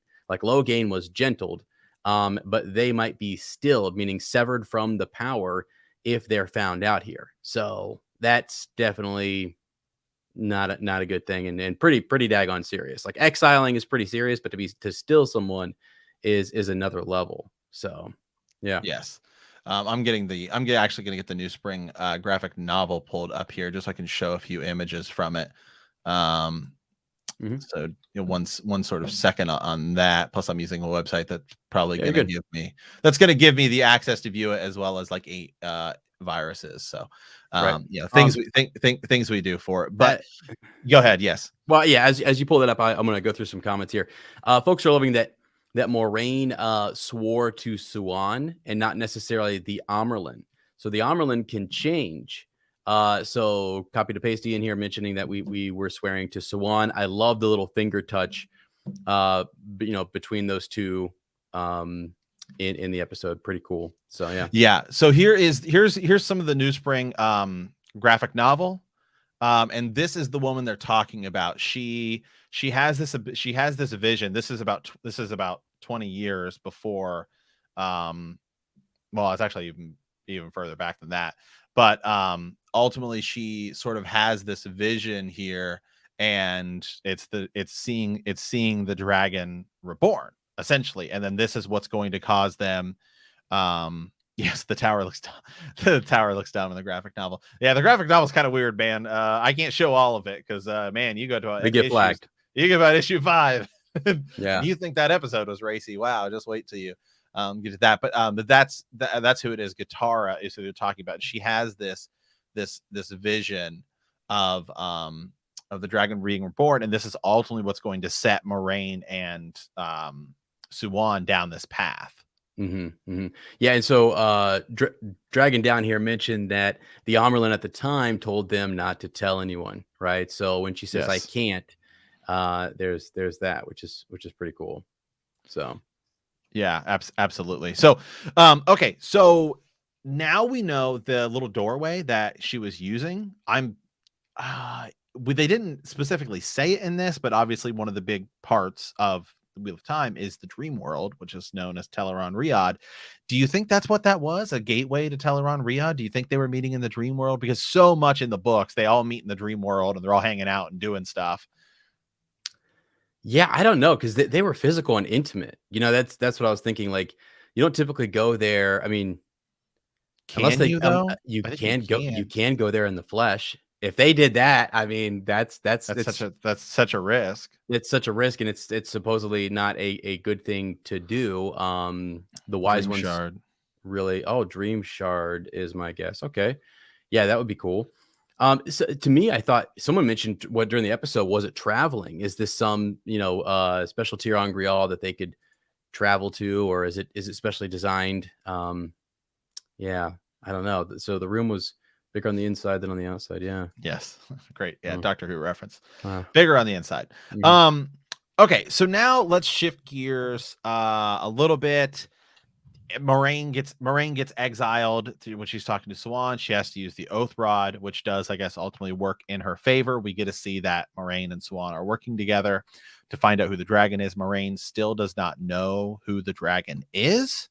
Could still be any of them. Now, the episode title, the episode description for the next episode says it's supposed to be revealed ultimately who it is. I would really be curious for first time show watchers to think who they think is the Dragon Reborn now. Because man, I think they're just pulling us each episode to try and be like, okay, it's because I think now people will be like, oh, it's Matt. Yeah. Well, no, okay, exactly. But also in this episode, yes, you might think that it's Matt. He's staying behind. They did something really interesting where they said that the dragon soul might be split 5 ways. Might need all 5, right? Or you do 4 ultimately anyway. I mean, you do, but like, did you hear that was a line in this when she was talking to Siuan? They were talking about, we don't know. The prophecies are different. What we've heard is 3,000 years old. We don't really know exactly. It could have maybe Perrin as well. Lost. Yes.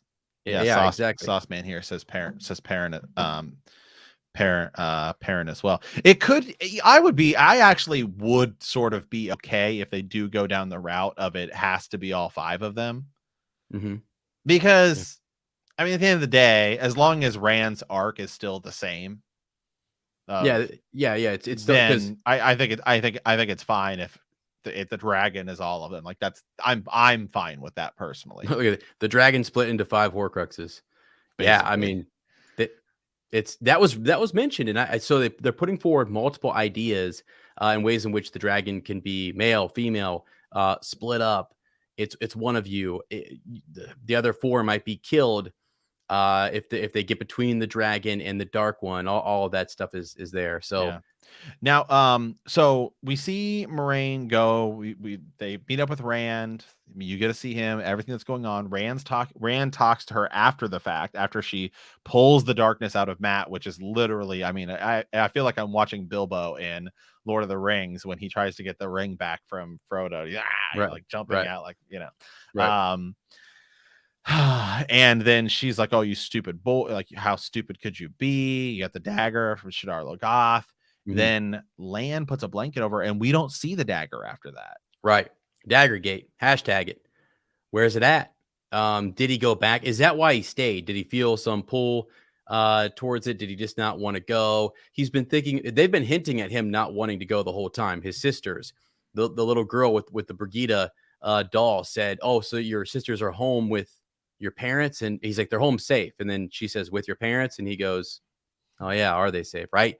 I mean, so they've been hinting this whole time that he wants to go back, and he's the one who really doesn't want to go on. Plus, he seems to be the most afflicted of all of them. Like, having this dagger situation is very afflicting and might cause him to say, "Yeah, I don't want to go forward with this, anymore." Or she does say, if he touches it again, we might not be able to get him back. Right? Yeah, agreed. So I mean, we'll just speed forward a little bit here. So we see Nynaeve and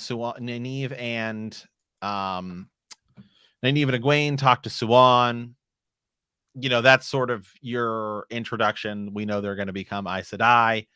And then I'd say, man, we just kind of go to the end here and then we can kind of just talk about everything in general. We're going to go through the ways. Moiraine says she doesn't know who the dragon is. We know that she had said previously, if we take all of them to the Eye of the World, which Siuan had suggested, that the others that's not the dragon could die.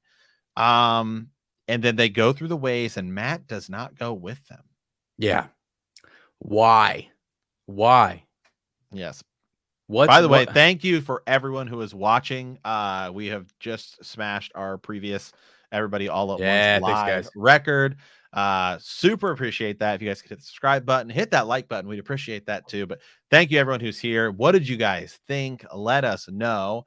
Everybody's dropping comments, but what are your thoughts now about Matt not going into the ways, and like, where are we going forward? Somebody had a comment real quick here earlier, and I had it up on the screen about what right here. Great comment. Let me see if I can grab it again. What if Padan Fain catches up with Matt, and then that's how you bring him forward? Well, yeah, I saw that. It was also the idea that maybe if Fain does have the dagger, Matt turns into almost that.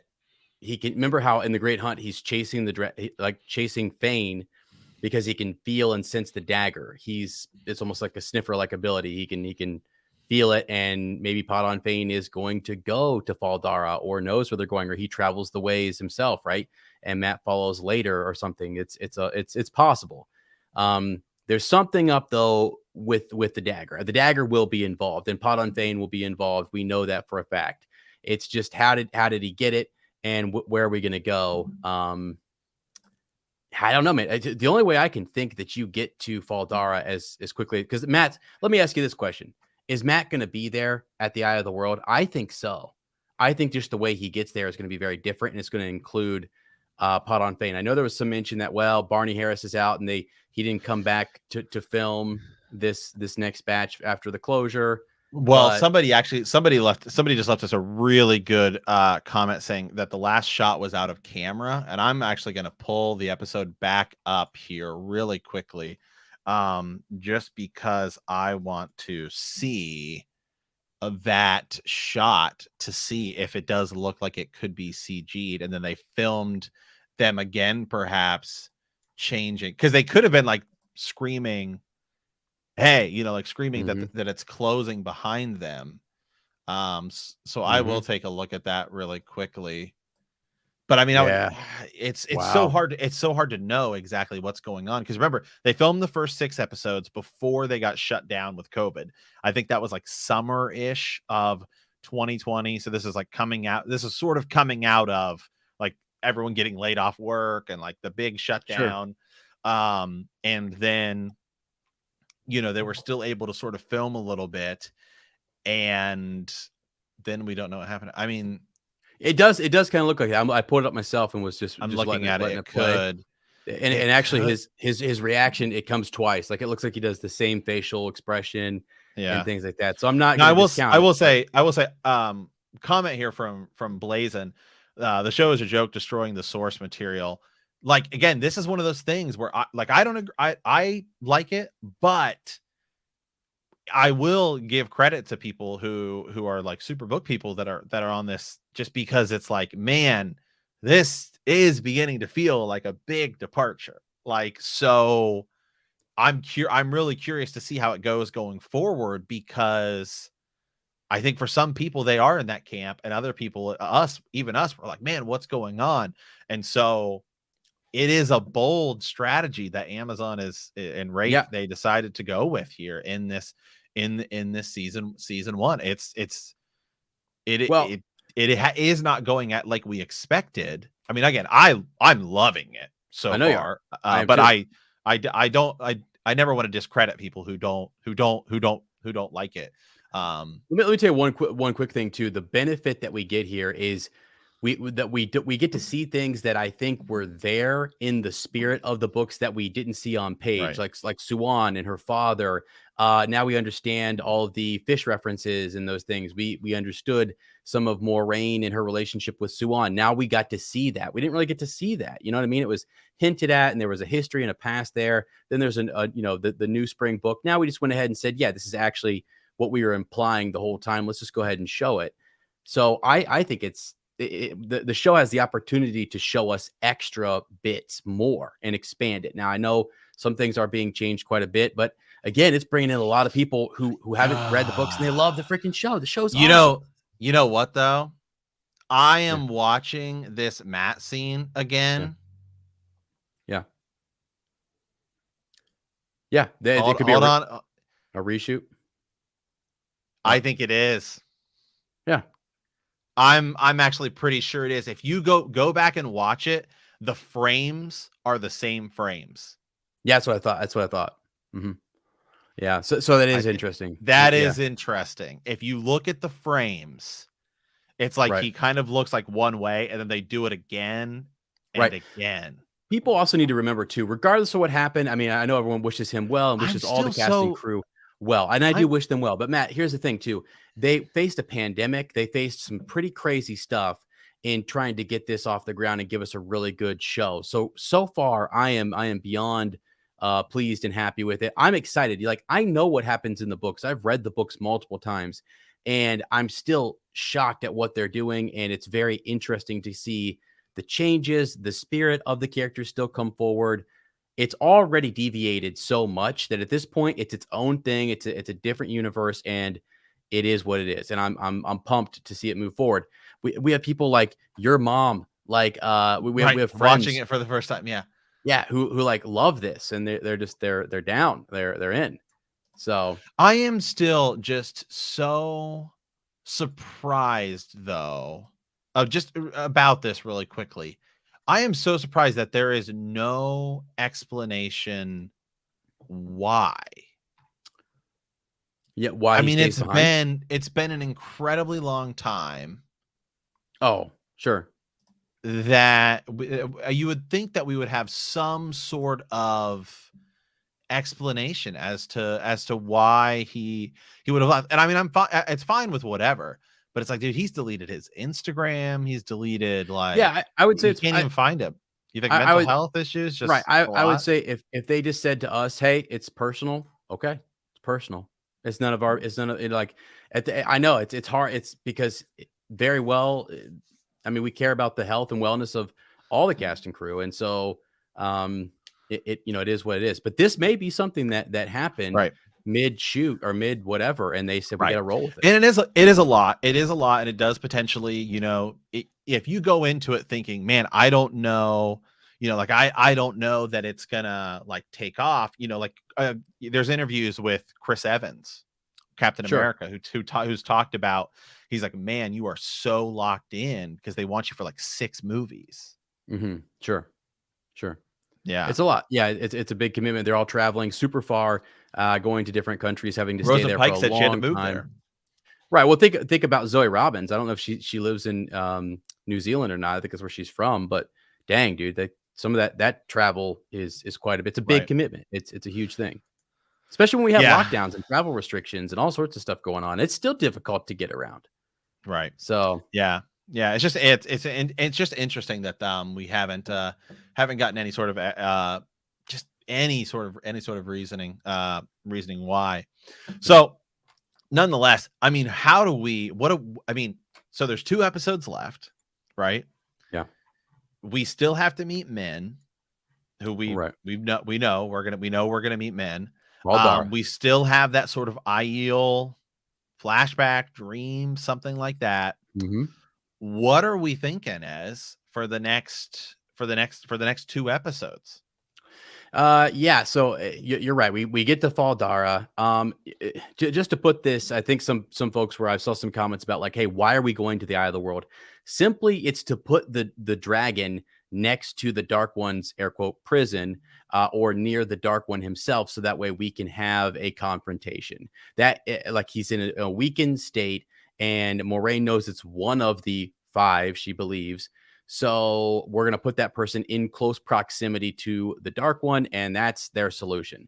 Sounds like a pretty rushed plan. Like they don't have a whole lot to go off of here. They can't get the rest of the haul behind it, and they want to move things forward. Now, when I think back to the Age of Legends and what happened with Lews Therin and the divide between some of his male channelers, the 100 companions, and then what happened with the other Aes Sedai, they disagreed on some stuff on what to do.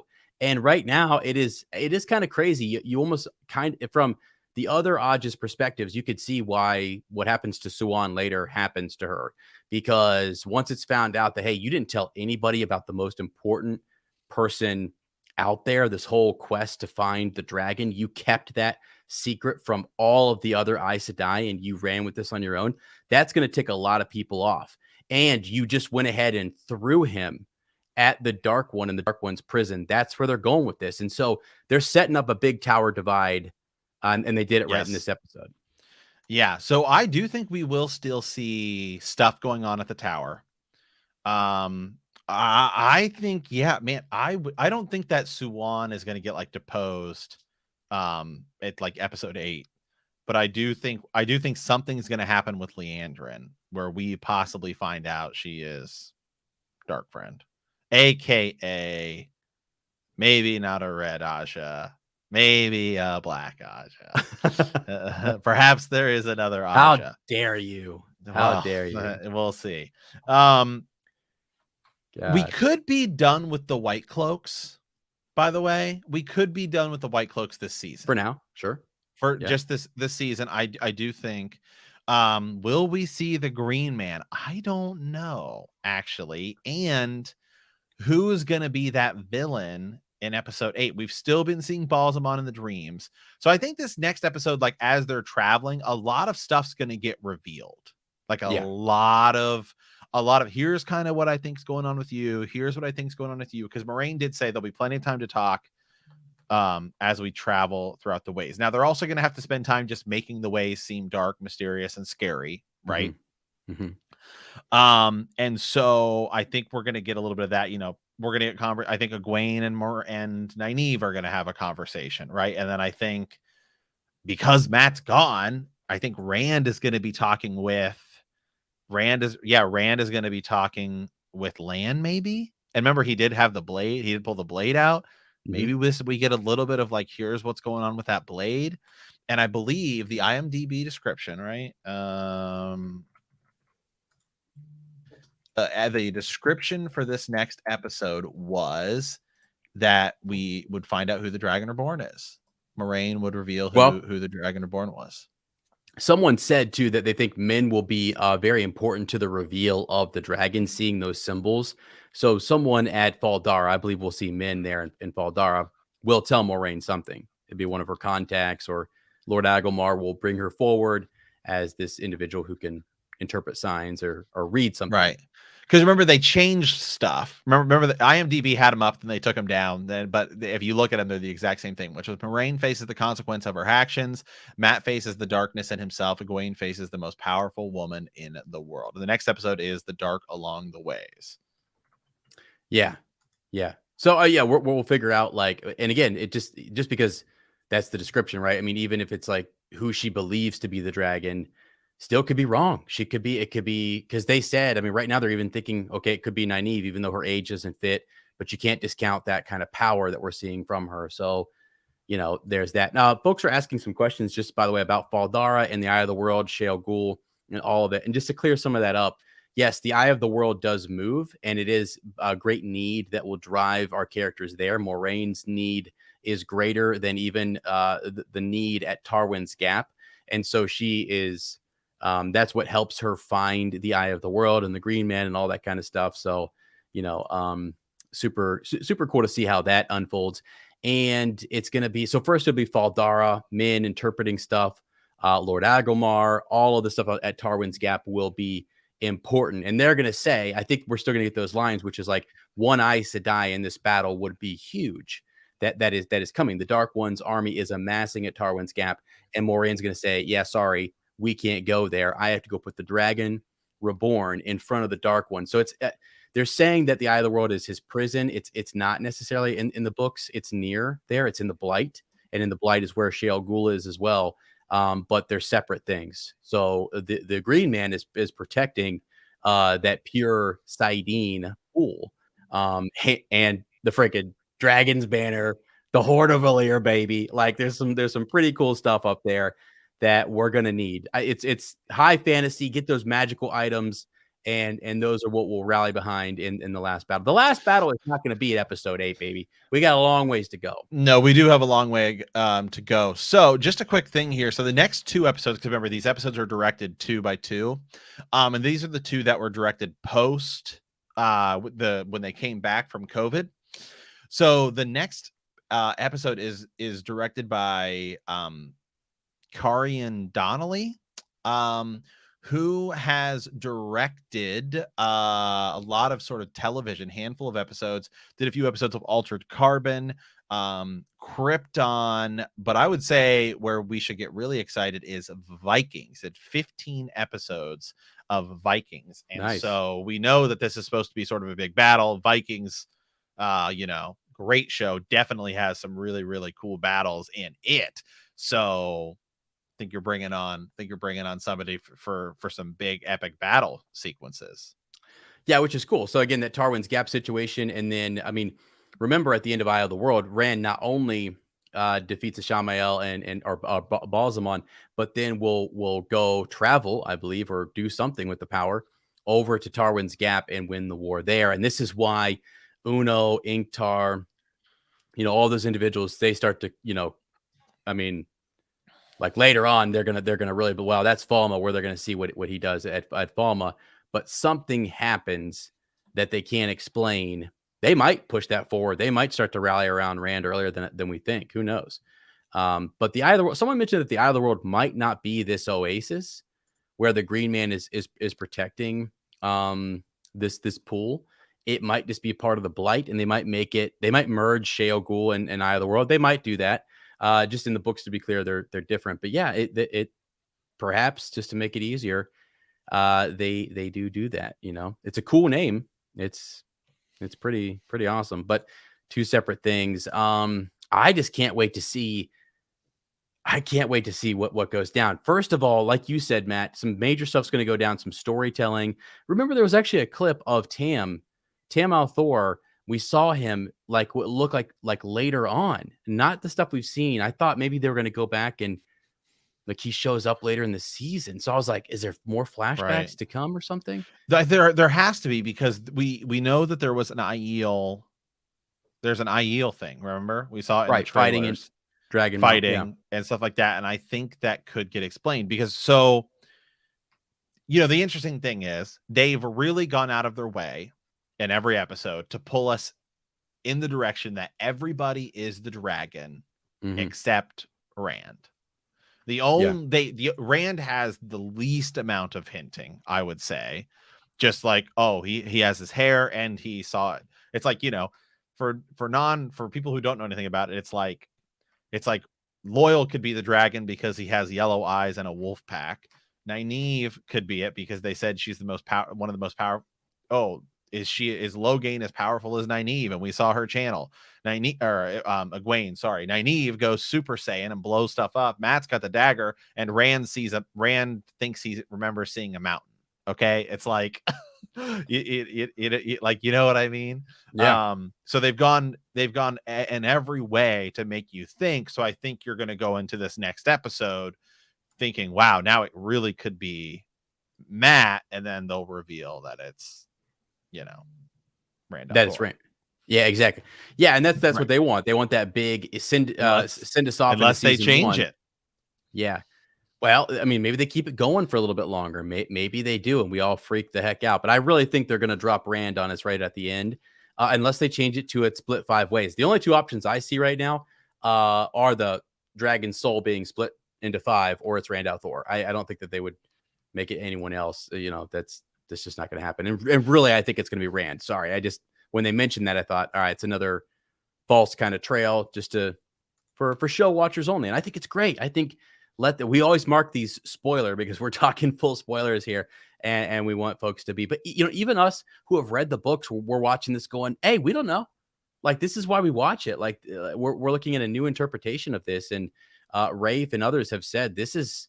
They're not adapting the books necessarily. They're adapting the story overall, the ideas, the themes, and so on. Yes, good point. Somebody said that Rand also did blow that door open. He messed that door up. Yes. Yeah, good.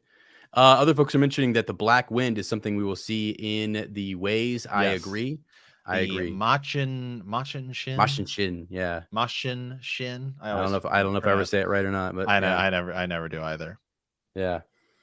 So, Halden Kirkwood said another turning of the wheel. This is another. People have talked about this as just another thing. The show is different from the books. The books are complete. They are finished. You can go read them, and they're out there.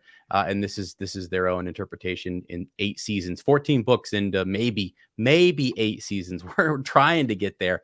We've got 3 approved, and we'll kind of go from there. I don't know. Some of the changes I've really liked. Some of them, they're shocking, and they're showing us they're expanding more of the story. This whole Siuan piece is really cool. The piece with the politics is radical. What do you got? Found it. The episode description. Yes. Moiraine, and this is the same one. So now it's back up. But remember, this was the one that we saw weeks ago. Moiraine and her charges are diverted from their path by an unexpected encounter, revealing Moiraine's true goal, lands past, and the fractures that have gone in the group, and the identity of the Dragon Reborn. Yeah, cool. So that's next episode, you said, right? Yes. So that could be Lands past fighting against the Aiel. Sure. Sure, it could be. Yeah. Which is what happens in the New Spring. the New Spring, excuse me. Yeah. Yeah. He fights against them, all of that stuff. Moraine and her charges are diverted from their path by an unexpected encounter. That sounds like Machin Shin to me. That seems pretty straightforward. Book readers, we know that sort of happens. I don't think they're going to get split up again. It says revealing Moraine's true goal, which is, hey, I've been searching for the Dragon Reborn because we're trying to get ready for the final battle. Yeah. Right. Lands past the fractures that have grown in the group. Now, to me, we might get a little bit here of, remember, think about, there's a lot of stuff that's happened that we're now coming back together and we now sort of know. At this point in the books, we've learned right around this point, as is when we learn of, like, to me, it was almost like I was like, wow, I felt like I didn't see this coming in the books. Remember when we were doing our book thing, I was like, hold on a second, wait, Nynaeve and Lan like is a thing? Yeah. Because it does sort of seem like in the books it happens really fast, like really fast, just sort of comes out of I mean, there's hinting, but it's like boom. So we might get that, which could cause a little more animosity between Moraine and Nynaeve. Then Egwene and Rand are coupling it longer than they do in the books. That lasts about like the first 10 chapters, and then that's like pretty much gone. And then Egwene now knows about what happened to Perrin, where nobody else does. And Matt's gone. So Egwene's probably like, you know, what happened to Matt? What's going on there? Right. Yeah. So some sharing of stories and really a big catch up as they're traveling through the ways, and it's spooky, it's scary. Yeah. Will they be followed by Podon Fane? Is Machin Shin gonna get them? A great comment up here earlier about maybe they're going to the Blight, like that's where they're trying to get to. Right. Loyal had that map. We saw the leaked photo of him holding the map, but we didn't see it in the episode. But Loyal's holding the map, and Lan and Moraine are looking at it. That was cut from this episode.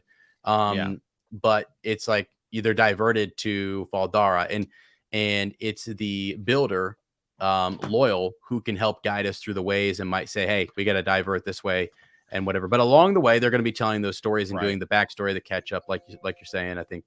Right. And keep in mind, the whole episode, by the way, it's going to be another hour-long episode. So the whole episode is not going to be in the ways. I think we're really only going to be in the ways for like 20 minutes at most. And then it's going to be getting this up. And then the episode's going to need to end with some sort of like get us pumped for the final episode. So some action, maybe we see Trollocs charge in or something along those lines to really sort of build up the suspense and hype for the for the final episode.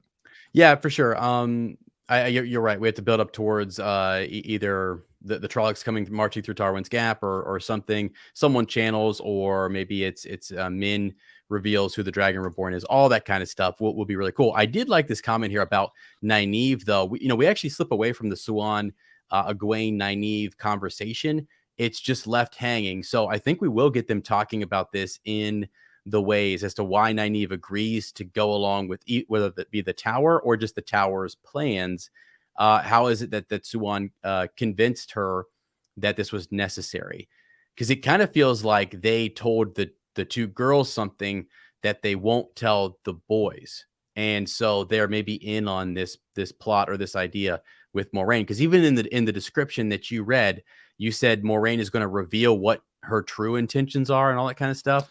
Buddy, she's been saying the whole time, though, that she just said to them in this episode, she revealed to them that, hey, I'm looking for the dragon. One of you is the dragon. She said that the whole time. So, like, what else besides? Is she just going to, why? I don't know. Why put that in the description if she's just going to repeat that same thing in the ways? I feel like there's something else. And that whole piece with Nynaeve and Egwene and Siuan talking, there's some other things that maybe haven't been revealed yet, which I think would be really cool.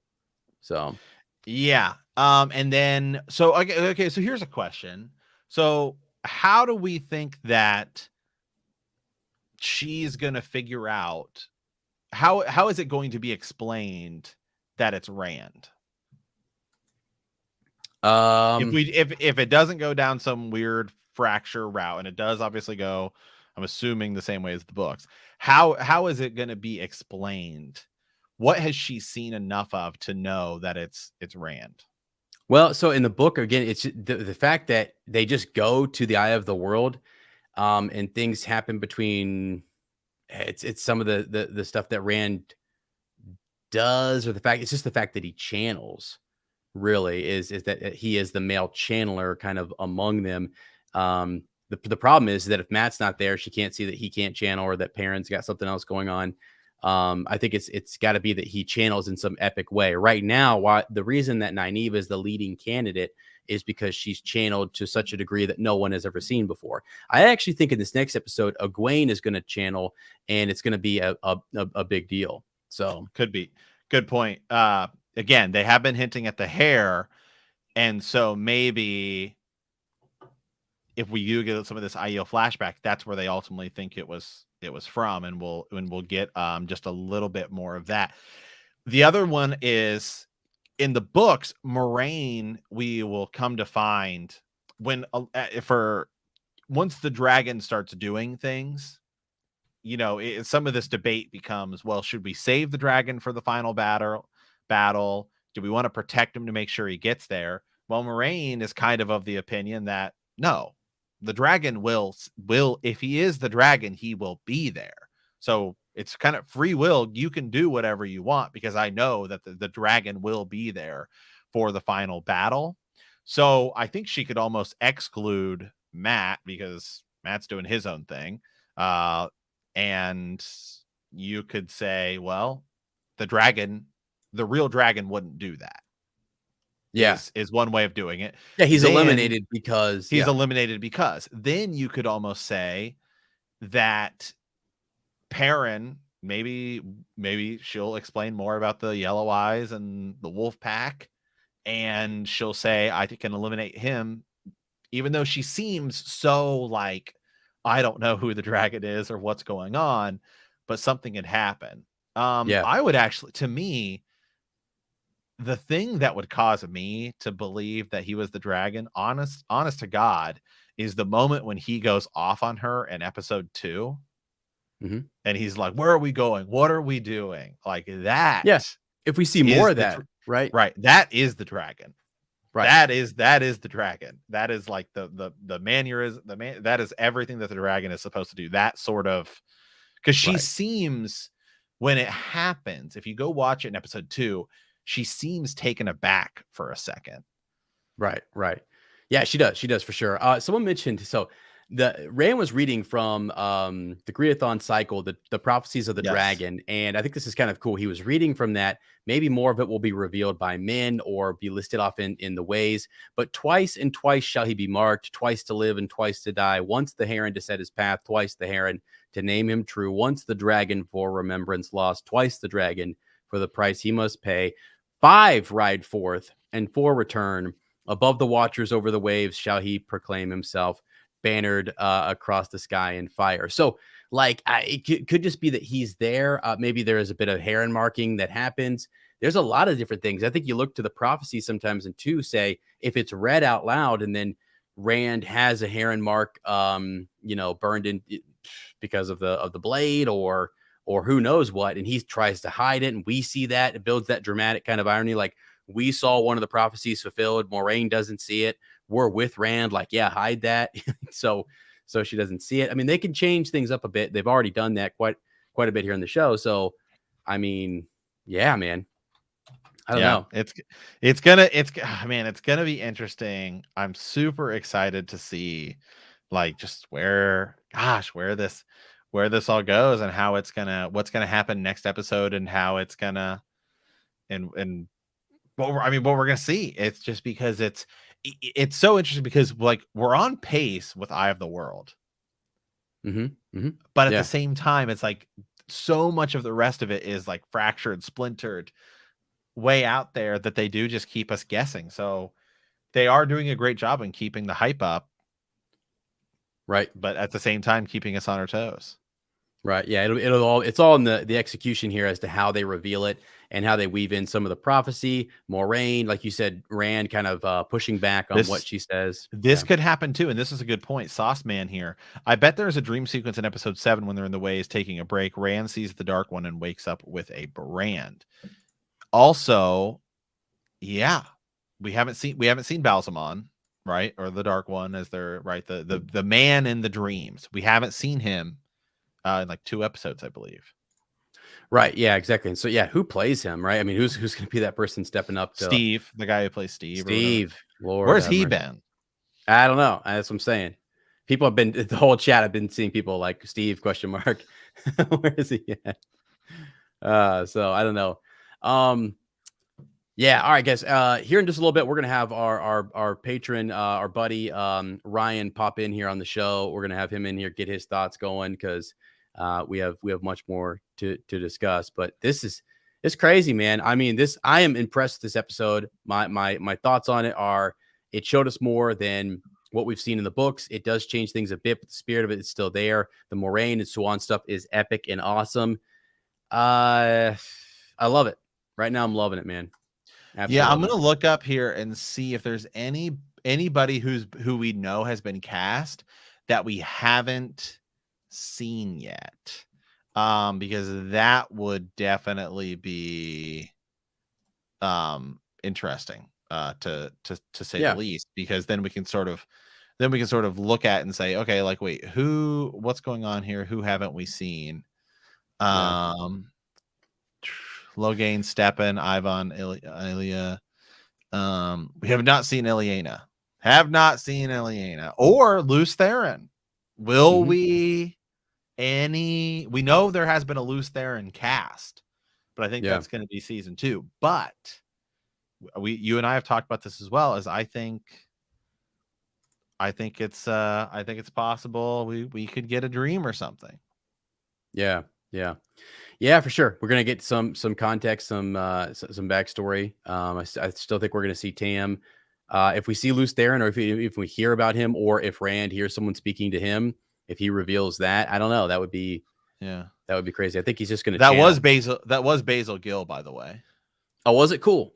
Yes, that's one of the things they do, is like you may see somebody for like one line or something, and you're giving them an official sort of title. Right. Yeah, this was interesting. So Siuan never got to see Rand as ta'veren, not yet anyway, right? We're not really sure. That is interesting. She does see. So there is a big question out there, and Matt and I will talk. We can talk to Ryan about this when he comes on later after we end our first episode here. There is a question as to, is Egwene ta'veren? And the show is saying that she is, or it's rumored that she is, and Siuan just saw her. Now, will we find out later in another couple episodes or next season? Did she see the talent in her? She has that ability to see whether or not an individual is ta'veren. So too many changes. Hey, again, some people, I gotta say though, man, I'm a book person, but I'm enjoying entertaining. It's very entertaining. I'm down with where we're going. It's funny, as you and I were talking before we press record really today, and we were talking about sort of book to show adaptations or to movie adaptations and stuff like that. And I think sometimes we begin to sort of, it's like every book adaptation cannot be measured against Lord of the Rings, Game of Thrones, and Harry Potter. Like, all of those things are such anomalies in the world of like book to show adaptations. Like, Lord of the Rings is like the most successful book movie adaptation ever. I would say even more than Harry Potter. I mean, they won like 13 Oscars each. I mean, I think Return of the King has the most Oscars ever won for any movie, or it's certainly tied with like Titanic for ever. So you could legitimately make an argument that Return of the King is the single greatest movie ever made. You can't measure everything against that. And there's tons of stuff that they had to leave out, and those are 4 hours with the extended cuts. Right. I mean, Tom Bombadil isn't in it. Yeah. I don't, I mean, that's like a whole several chapters, buddy. That's like 2 to 3, 4 chapters that they've left out in that. So yeah, good points. And also, Sort of Cinderella on here said that she sobbed. She DM'd Rafe and told him that he was a monster. If he ever gets back to you, please let me know, because I've been trying to DM Rafe too. That'd be great. I want him on the freaking show. And Game of Thrones is the most successful television show in ever. No television show has won more awards than Game of Thrones. Right. And it's the only show that I can think of that like continued to climb in ratings. I mean, no show. Right. I mean, you would be hard pressed to find a show. Most shows do this, like they go up and they go down. I mean, it's hard. I mean, hard to find something that did better in the ratings than Game of Thrones. I mean, for every, book to show adaptation, go look at Beautiful Creatures, right? Sure. That was a cool. I didn't read the book, but I watched the movie. You read the book. I watched the movie. I thought it was cool. It never got a sequel. Right. I know. Even Jurassic Park, man. I mean, Jurassic Park's great, but the second 2 movies, they kind of suck. Not gonna lie. Right. Right. Yeah. No, overall, I think it's great. I think they're doing a great job. I really do feel the spirit of the show. Honest to God, I think they've actually shown us scenes that we didn't get in the books, and that's been cool to me. Whether they've got different notes from the author or whatever, it's been good, and I've been happy to kind of watch the additional bits and then see the changes that need to be made. Here's the telling factor: it is being streamed a lot. If you hate it, people like Sort of Cinderella and other individuals, they're still watching it. We're at episode 6, and they're still watching it, and they're going to, because it is still Wheel of Time, and it is hard. And by the way, I'm not trying to be critical of anyone who's really upset right now. I think over time, people are going to come to accept. It just takes time. It's abrupt. If you've been reading the series for a long time and you really don't like it, honestly, and you have to switch up, that's cool. Just go read the books, and when it's out, maybe you go binge it or something later on. Just if you want to. IMDb is saying, by the way, remember the cast that they just announced? Sure. Right? Yeah. Is saying that they are cast in the next 2 episodes. Who? Which would be Lady Amalisia, Uno, Ingtar. Are they? That we will see them in the next 2 episodes. That's awesome. That is really cool. I hope that's the case, because we're going to Fall Dara. I don't know why it would be kind of weird and inconsistent if we didn't already have those individuals there. So maybe they're just there for like one line, but then they're a big role in season 2. So yeah, I think it'd be awesome. Yeah, but I'm loving the show, man. I am absolutely just loving the show, keeping me on my toes. Yeah, or on your knees. I don't know which one. Right. And again, this is only season 1. I've said this before, is that for me, it's like I'll always give any show until the end of season 2. You have until the end of season 2 to get me in, right? And I guess I would also just ask people, what would you cut out? What would you change? How would you move stuff around in order to make it work in roughly 8 episodes, 8 seasons? Matt, they wouldn't cut a daggone thing, buddy. Let me tell you right now. Then your scenes are going to be about like 30 seconds long. I mean, hey, I don't you even think about it. This should be a page by page adaptation. No, right. There was I was watching the Dusty Wheel yesterday, and he was talking about I guess a recent interview with Rafe, where he said, my goal is he's like, I cannot do a page by page adaptation. My goal is to capture the spirit of Wheel of Time. I have to do an adaptation of the Wheel of Time. I cannot do, a page by page thing. It's just, it wouldn't, it wouldn't work. So, I mean, he's true in that it's an adaptation. Yeah, for sure. Yep. And and we absolutely, I'm so far loving the adaptation, and I think it's great. We'll go back and talk about some specifics here in a second, but I think, Matt, what we'll do, just to kind of wrap up this episode, we've got Ryan on standby right here, ready to hop into our second episode, which will be coming up here. Absolutely. Yeah. So finishing up with part 1 here. Thank you guys, everyone who's been hanging out, listening over here, because this is recording this. I know we're all hanging out here live on YouTube, but recording this for the podcast. So stay tuned, because we have part 2 of this coming here. And well, we're doing it live as, so here we go. All right, we got Ryan in here for part 2, man. What'd you think? I enjoyed it. It was really good. How's my mic coming in, guys? Perfect. Oh, sounds good, man. Great, coming in hot. Ryan, let me so I was waiting. So Matt asked you the question, did you like it? What if Ryan came in here and was like, guys, I can't stand this show. They are just, it would have took that, like the tone would have just shifted all the way. And I mean, you know, like I feel like you're one of those people who you try to see the good in everything, right? You try to take the positive. There's so much we could kind of nitpick and point out or whatever. But truly, I don't know, man. Besides like just being different from the books, it looks good. The music's good. What are you thinking? There's so much good to this season. You're touching on the bullet points right there, but I think, you know, we've all learned from past watching book adaptations into TV shows or movies that there's so much more in a book and a book series that you get than you can put into movies or TV shows. So I think we all understand that. And then it comes down to your loyalty to the books. Cause I'm that guy. I'm very loyal to the books because I'm a huge reader. Got all the books behind me. That's just a touch of what I've got, unfortunately. So I have that loyalty to the books, but you have to separate that when you look at the TV show, and that doesn't have to be a negative thing.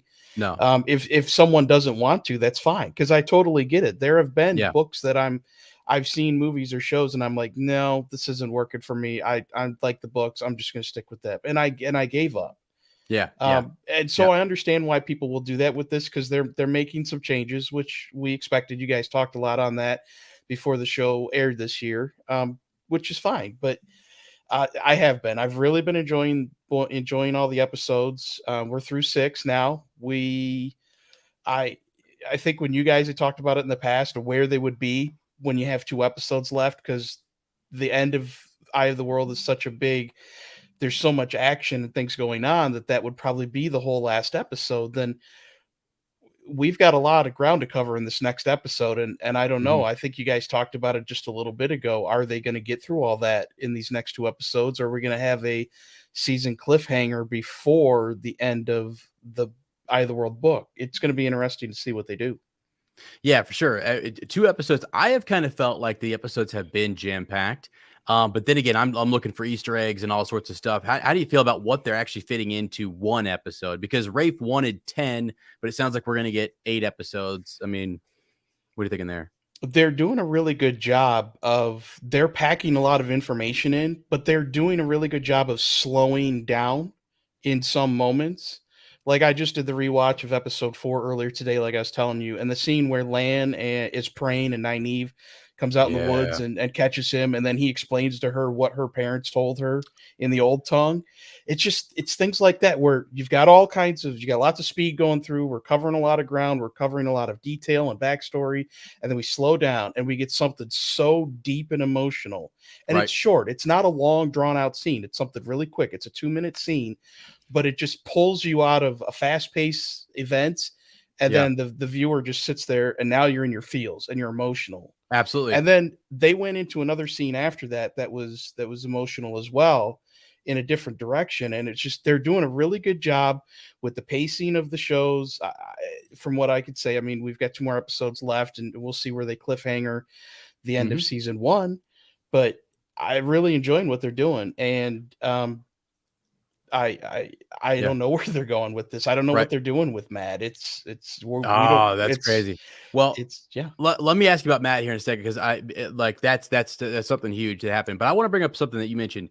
So the idea, and I keep hammering this home, that scene, that direct dialogue between Lan and Nynaeve is not necessarily in the book. And people like Matt, for a first time read through, were like, hey, that was kind of abrupt. This whole Lan and Nynaeve thing was a little abrupt. The show now has you already sitting thinking, like, when he walks away from the fire to go be with Moiraine, you're sort of feeling like, oh man, I was hoping that would be something. They had a moment there, and it's just building all sorts of suspense and stuff, which is really good. So there's tons of moments. The Siuan moment here. There are things between Matt and his family, Perrin and his wife, all this different stuff that again is different, but yet is adding context to the story. that wasn't there in the books, but was implied. You know what I mean? That was there, but not directly on page. And I think that's the kind of Gene. I think it's very interesting for people who have read the books to get almost more out of it. Now, you mentioned Matt at the end. We'll just jump right to it. Why? What do you think about all that? Like why does he not go? I don't know where they're going with this. I went in 3 different directions while I was watching that, and then I paused what you guys were doing in here because I wanted to just sit there and think about it because that was so unexpected. Is this something to do with the actor leaving the show or no longer being a part of the show and he is done for the season? I don't think so, but we don't know, so we have to look at that as an option. I don't think so, but you know, Matt's going through the click-throughs and it does look like they've made some changes at not the last second, but after the writing and everything. So we don't know. It's going to be interesting to find out. My feeling is this was a dramatic turn from the books that they wanted to, because they have to shorten the Wheel of Time book into the first season if that's what they're trying to fit it all in. Maybe this was a way to connect Matt back with Padan Fain and the dagger. And maybe we get Matt catching up with the group wherever they end up next week. Maybe he catches up with Padan, or Padan Fain captures him and the dagger's involved and they go through the ways and they all meet up there at the end of next episode. We could go that route, or maybe he's going to find a different way. Maybe we're going to be introduced to portal stones. I can't imagine that's going to be the case, because who would be the one to introduce him to it and get him to the group? But we just don't know. There could be a third option out there. Right. Yeah. No, I think it's Padan Fain coming in here at the end. People are saying in the comments, I would love to see more of him. We've been hearing the whistling. He's been teased a lot.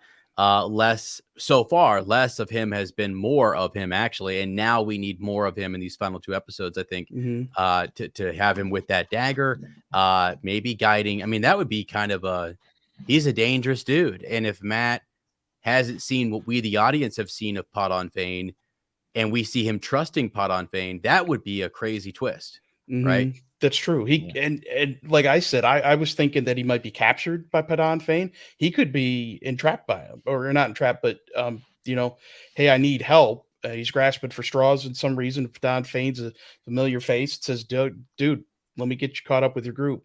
You know, maybe he has like a Ron Weasley moment. He's like, I shouldn't have bailed. I abandoned my team. I got to get back to them. Yeah. And on that note, so Matt just put up a comment about the idea that maybe he goes back to to Tar Valon, and he meets Tom, because that's actually where Tom ends up in the books after Kyrian. He goes to Tar Valon and is just sitting there drinking like crazy. And, you know, Matt wanders into a tavern, sees Tom, and he says, what are you doing here? Why would you come on? You know, I mean, that'd be kind of cool. Yeah. Do you, so where do you guys think Min fits in this season?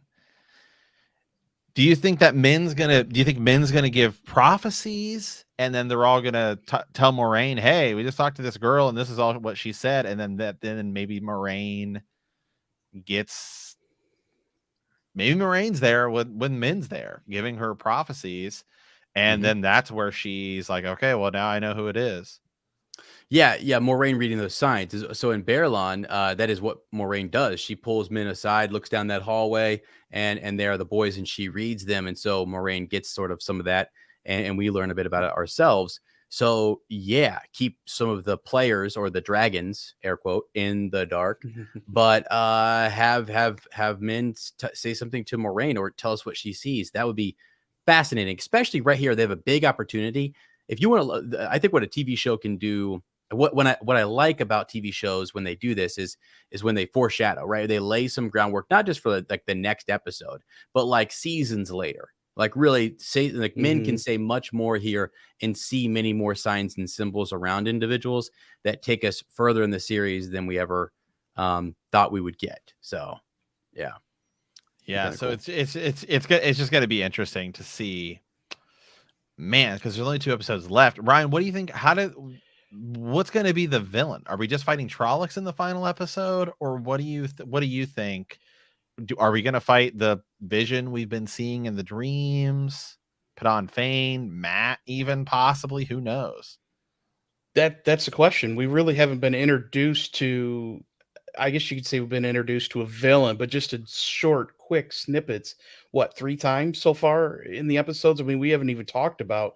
There hasn't been a lot of detail or conversation, dialogue in the episode so far. So I think you guys were talking earlier about, do you think they're going to end this season not the dragon, whoever the dragon ends up being, or which, if it's all of them, are they going to end this season with that battle, or is that going to be pushed into season 2 and we're going to have some different ending to this season? It's the question I think all the book readers are asking, and probably the people that haven't read the books, because typically when you're watching a show, something this big, you get a lot of detail about who the enemy is, and we really don't have much other than there are Trollocs and there's Fades out there, the eyeless they call them, but we don't have a lot of detail right now. Everything about the season is just who's the dragon. Right. Yeah. And so here's an interesting point. You have this idea. So right, it's like, why would you end a season on, yep, we won, we beat him, it's all good, we're celebrating, and that's it, right? So what is that final kind of scene? I think it might be, it will probably be something behind the veil. It's probably going to be us seeing the Dark One, Shayol Ghul, or understanding maybe where maybe our Aes Sedai are misinformed about the Eye of the World, and Shayol Ghul is still there. We go there. A Dark Friend social takes place. Something at the the Great Hunt is shows up, and we're like, oh shoot! Like they all think they won. They all think it's over and done. And now Rand can just or whoever the dragon is can go about his business and help unite and use his prestige or something to do good. But yet we see behind the curtain here that we actually have an issue, and that could be one of those like post-credit things. It could be an extra scene at the end that they would do. They could even have shot that later if they cast some more Forsaken and have them meet up. I mean, that would be a mind blower right there. Is to have a Shamael or Balsamon step back in later and say, "Wow, you got your what kicked," and how did that feel, right? I mean, that could be something we see. I don't know. Yeah, or they they talk about, well, guess who else just got released from the 13 Forsaken. We've got a couple more that have just been released. Now there's going to be a whole lot of chaos of multiple Forsaken in different parts of the map, because that's where we're going in these next couple seasons. We're going to be all over the map. Yeah, I did go back and count. Looks like it was 8 that we saw last episode that Steppen was sort of praying, I guess, to keep away, was those 8 Forsaken, which I would be fine with if we cut it down, shorten it down to from 13. I mean, some of them, to be honest, are kind of jokes in the first place. Was it 7? Was it 7? I thought it was 8. I thought it was 8. I thought maybe I counted wrong. But either way, I mean, I can't. Who's the ones we fight in the Eye of the World as? They're kind of jokes. No, Agenor, get him out of here. Okay, yeah, I mean, he's a joke, right? He's a joke. Gren. I would say that yes, of those things, Grendel and Lanfear, well, were by far the most obvious. Now, the one though, it would be interesting, and this is a Forsaken I do think is going to get cut. I think Osmodian's going to get cut. Okay. Just because Logain. Well, I think Logain is going to teach Rand how to channel. Okay. Just because Logain's way more prevalent. The dude who plays him is awesome, and it's one sort of less cast member, which is a thing. Yeah. I don't know. I think what the cool thing too, we'll see like what's going to be awesome about later seasons is what they can do with the power now, the Aes Sedai, and what we can see. And this whole situation, and we'll get to Ryan here in a second about this, the Dream Shard or the Teleron Riyadh or whatever it was, what they can do now compared to what they will be able to do later when the Forsaken are released and they learn more powers is huge. So whether they learn that, so Rand will, he could, initial teachings could be Logain. They might do something like that, or Lanfear, Osmodian, someone, well, it would be Lanfear setting someone up for Rand. That could be possible still later on down the line, 1 of the 8 or something. It would be really cool. Ryan, what did you think of the whole Siuan Moiraine? I've been asking for a couple episodes, like, what is that thing on her wall? Suan had one as well. I'm going to pull up a dream shard here on the wiki and tell you guys what it is. But what were your thoughts just about that whole scene first? So, like I've said on a couple weeks ago, a few weeks ago, I'm only 7 or 8 books into the series, and I have not read New Spring. So I don't think in the books that I've read they've talked about any sort of a relationship between those two. Is that something from the book, or is it something that the show is creating? I just don't know. No, that's it's a thing. Okay. Is it something that's hit on in the books and I just completely missed it or forgotten about it? Or where we're at, I forget which book it was, but there is one moment where, because I remember asking Ez about this, I think it was maybe in The Dragon Reborn, where Moiraine says something about like loving someone.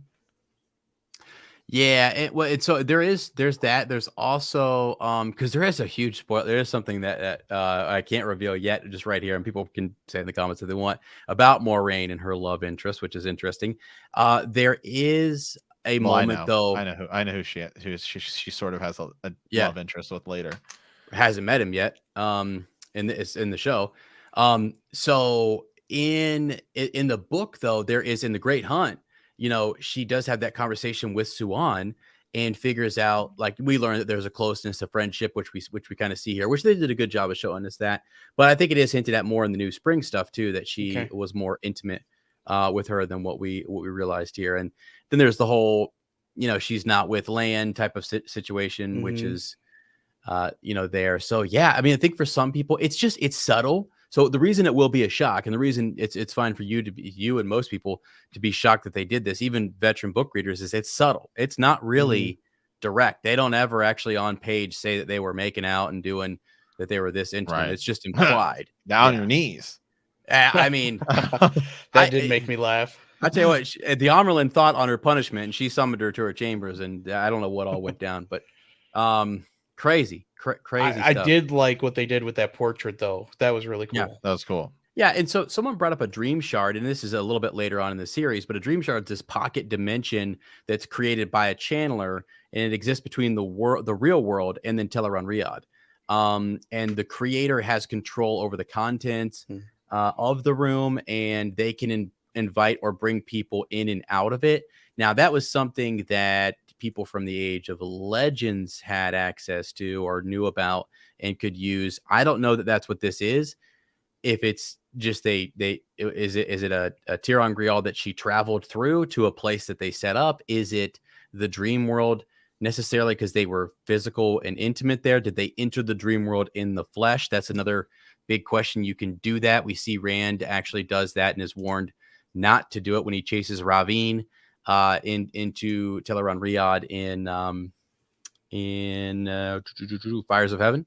So yeah, just kind of crazy scene there, and I thought it was awesome. I think it is cool that they had a place where they could meet up that no one would know about. It's got to be top secret. It's not like she can just walk down to the Amyrlin's chambers, knock on the door, and hope no one sees, because clearly Liandrin knows what's going on, right? Liandrin comes out later and says, "I know you got Nynaeve, you got Egwene, Matt. Who's this Matt Cawthon guy you've got? Who are these folks?" Right? So she has eyes and ears. Each Aja has their own eyes and ears. So there's no way that they can physically meet up, I guess, in the real world. So they've either got to create a dream shard or they've got to go to Tel'aran'rhiod or something else that we don't really know about. So that was kind of fascinating, actually.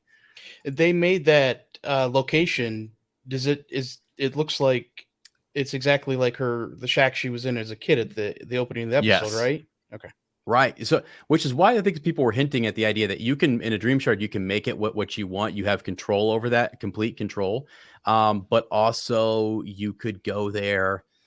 See, I don't know. In Tel'aran'rhiod, if the hut has been destroyed or a building has been utterly destroyed in the real world, it is hard to see it, I think, in Tel'aran'rhiod. And if I'm wrong, folks can correct me in the comments there. But it was destroyed because they had the dragon's fang on there. Marking her out as a possible, dark one or a dark friend or something. And that was cool to see the proximity to Tyr. And someone said in our comments when we were watching it, Tyrants don't have a whole lot to do with those who can channel. They don't like channelers and so on. So, yeah. So here we have some Phil Snowden, I believe is his name. Steve. Wow. Who is Steve? Is he a green man? Someone said that I don't think we've seen him yet, have we? Someone said that we might have seen him, but I don't think so. Like we would have seen him, you know what I mean? Someone said if that you go to like IMDb and stuff like that, no, he's not been listed yet. Right. I don't feel like he would be I think someone said that Lauren from Unraveling the Pattern might have found him like as an extra or something, but I don't think we've really seen him yet. Because if he's this big of a deal and he's a casting announcement, we got to see him, Matt. I mean, it's not just someone, unless he is someone hiding in plain sight that we actually will go back and say, oh, there he is, there he is, there he is. And he really is maybe a Forsaken right in plain sight, but we didn't know he was there. You know, Green Man's real name does start with an S. Wow, it does. It does actually. That's hilarious. Is that Steve Bannon? He does kind of look like him. Well, that's unfortunate. He does Steve the Fate. And this woman, have we seen her? Jennifer Preston? Is she given a name?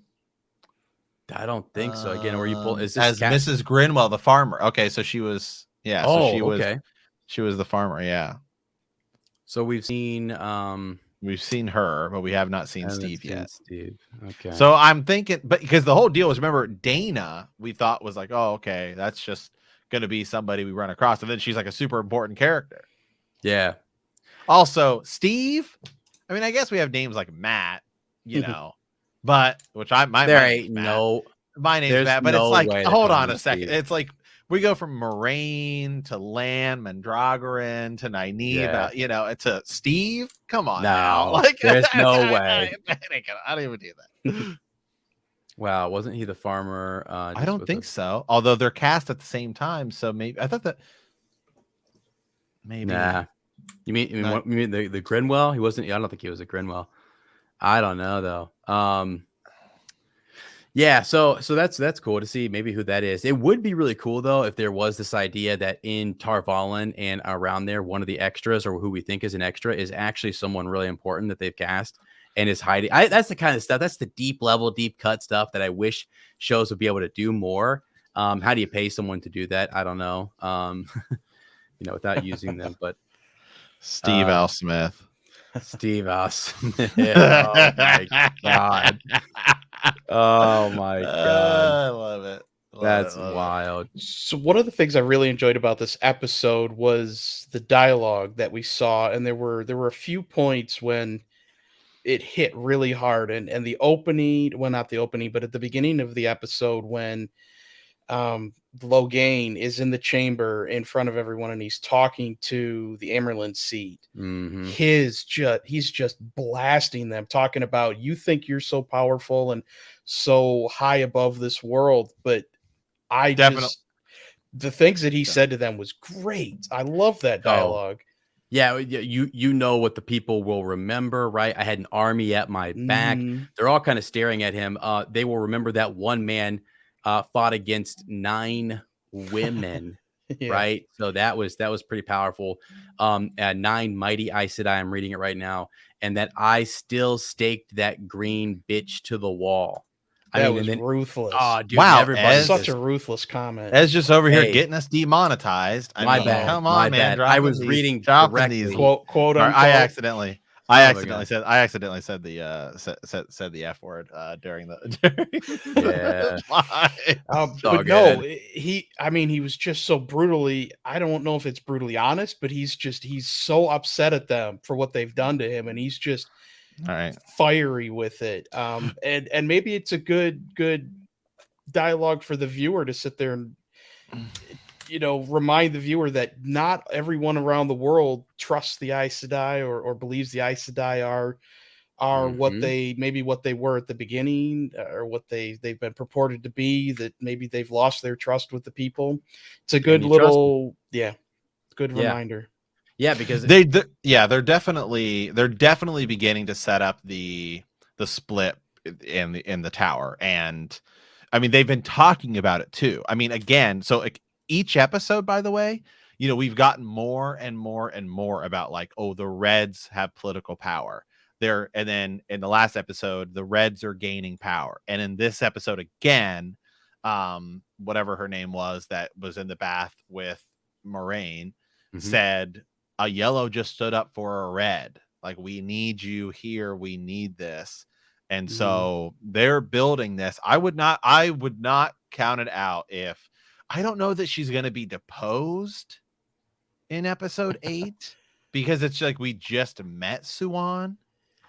What if in the next episode we get Liandrin's punishment? And then so then you have at least another episode of building it. And then episode 8 is maybe we already go down the path of what if as crazy as it sounds, episode 8 ends. Talk about bringing stuff forward. What if episode 8 ends with Siuan getting stilled and she and Logain leave the tower? Dang, that would be Padan Fain, maybe Padan Fain and Mat go back and Padan Fain takes the dagger. Yeah, and we're like already there, and then you're like sort of now way ahead into some of the books. I mean, that's book 4. Yeah, that would be crazy stuff. So the only thing, we'd have to figure out like how, because someone has to spill the beans on it could be Mat. If Lee, what I kind of foresee is maybe if you wanted to go that route, Liandrin would have to capture Mat, and Mat would say, yeah, Moiraine took us to this special spot, and then she starts to figure out like, well, why did Moiraine do that? Because you have to catch Siuan with her hand in the cookie jar. You know what I mean? I think you could. I think it could be. I don't know. It sounds already that Liandrin's already got a bunch of stuff. I would almost say that some of the rumors about Elaida not being cast and Liandrin's thing. By the way, this is something. This is definitely a topic that's been discussed. To me, in this episode, I think I could almost go down the path of saying confirmed that Elaida will not be a character and Liandrin and Elaida will be confirmed. I mean, what do you guys think that that's going to be the case that they're going to go down? Because it already seems like Liandrin's gaining a lot of power here, which doesn't necessarily happen in the books. Not like this. It is more sort of Elaida that's doing some of this stuff. And then ultimately she deposes Siuan. Yeah, Ryan. Yeah, you take it. What do you think? I mean, it would make sense if they went that route. We've already had Rafe Judkins talking about they're gonna make changes like that where they're limiting the amount of characters that are going to be in the show from the books just to make it make sense for a TV show. They haven't given us any reason to think that won't be the case. So I think you're probably right. We probably can start saying this is all but confirmed that they're going to go this route, but we don't know, but it's the most logical from where we stand at this point. Yeah. The only other crazy thing because I mean, if Elaida hasn't been cast and we're not going to see her in these next 2 episodes, then she has to be cast by season 2. We need her in here early because she has a foretelling. The big thing that drives her arc is she has a foretelling, and she foresees that Rand will be as significant as he's going to be in the series. And it's some of her foretellings later as she becomes the Amyrlin that keep her believing in what she's believing. Now, Liandrin is working for the Black Ajah, and Elaida is just being, duped quite a bit. So that they are different. But could they do it? I do think they could do it. I do see them possibly giving us one head of the Red Ajah, and then Moiraine was this head of the Blues. The one individual who was one of the sitters, just had her name and I've lost it already, but the one blue that's in the bathhouse, she's probably a goner. Maegrin? Maigan. Yeah. So she's probably gone. But yeah, you've got to have someone be that replacement who would be strong enough. I don't know if they've talked about Liandrin's power yet, but Alanna says that Moiraine is one of the only ones who is powerful enough to kind of challenge her. Now, they could do something where they say, we haven't been to Caemlyn yet, and Elaida is there in Caemlyn. So if we're going to go there, we might see there's a reason they can easily explain why she's not there, that she's an advisor to Morghese, the queen, which is possible. So Great comment here by Halden. My gain is about to become a Damane. Yeah. Could that be because she did set up the Sean Chan? Right. She's going west. The ships have been disappearing out there, and she's going to look into it. She needed Moiraine to stay in the tower to kind of run things and to be the head of their Aja. So, yeah, I think she probably is going to be collared. Now, I mean, because here's the thing: if you're going to have, so Liandrin in the story, she's not around the tower, right? She goes away from the tower. She takes the girls to the Seanchan, works with Dark Friends. She goes with the other Black Aja members. She's all around the continent. She is who Nynaeve and Elaine will be chasing later on. And then that's why Elaida is pushed forward as the head of the Red Aja. It's interesting that she's not here in season 1, that she's not even cast and has that foretelling. It would probably give too much away. It's probably why they wanted to hide her a little bit, because the ability to foretell, and if she sees Rand, it's just, done deal. We're gonna figure out that's our guy. So I don't know. Yeah, love Good question though. Absolutely love it, guys. Yeah. Anything else in the chat? Yeah, I don't know. I'm doing a quick kind of click through here. Also in the episode, I think it's really cool just to see all of these, like the emotion, by the way, of the actors and the different individuals who were in the hall. It was crazy when Siuan was giving her sentence or Logain was speaking, like all of their reactions and their gasp and stuff. It just added to this dramatic kind of feel, or this intense feel that we had there. And it really felt super serious. There's so many little things too. People were mentioning the yellows and that they had their little pouches, right, with their healing ability, their medicines and so on.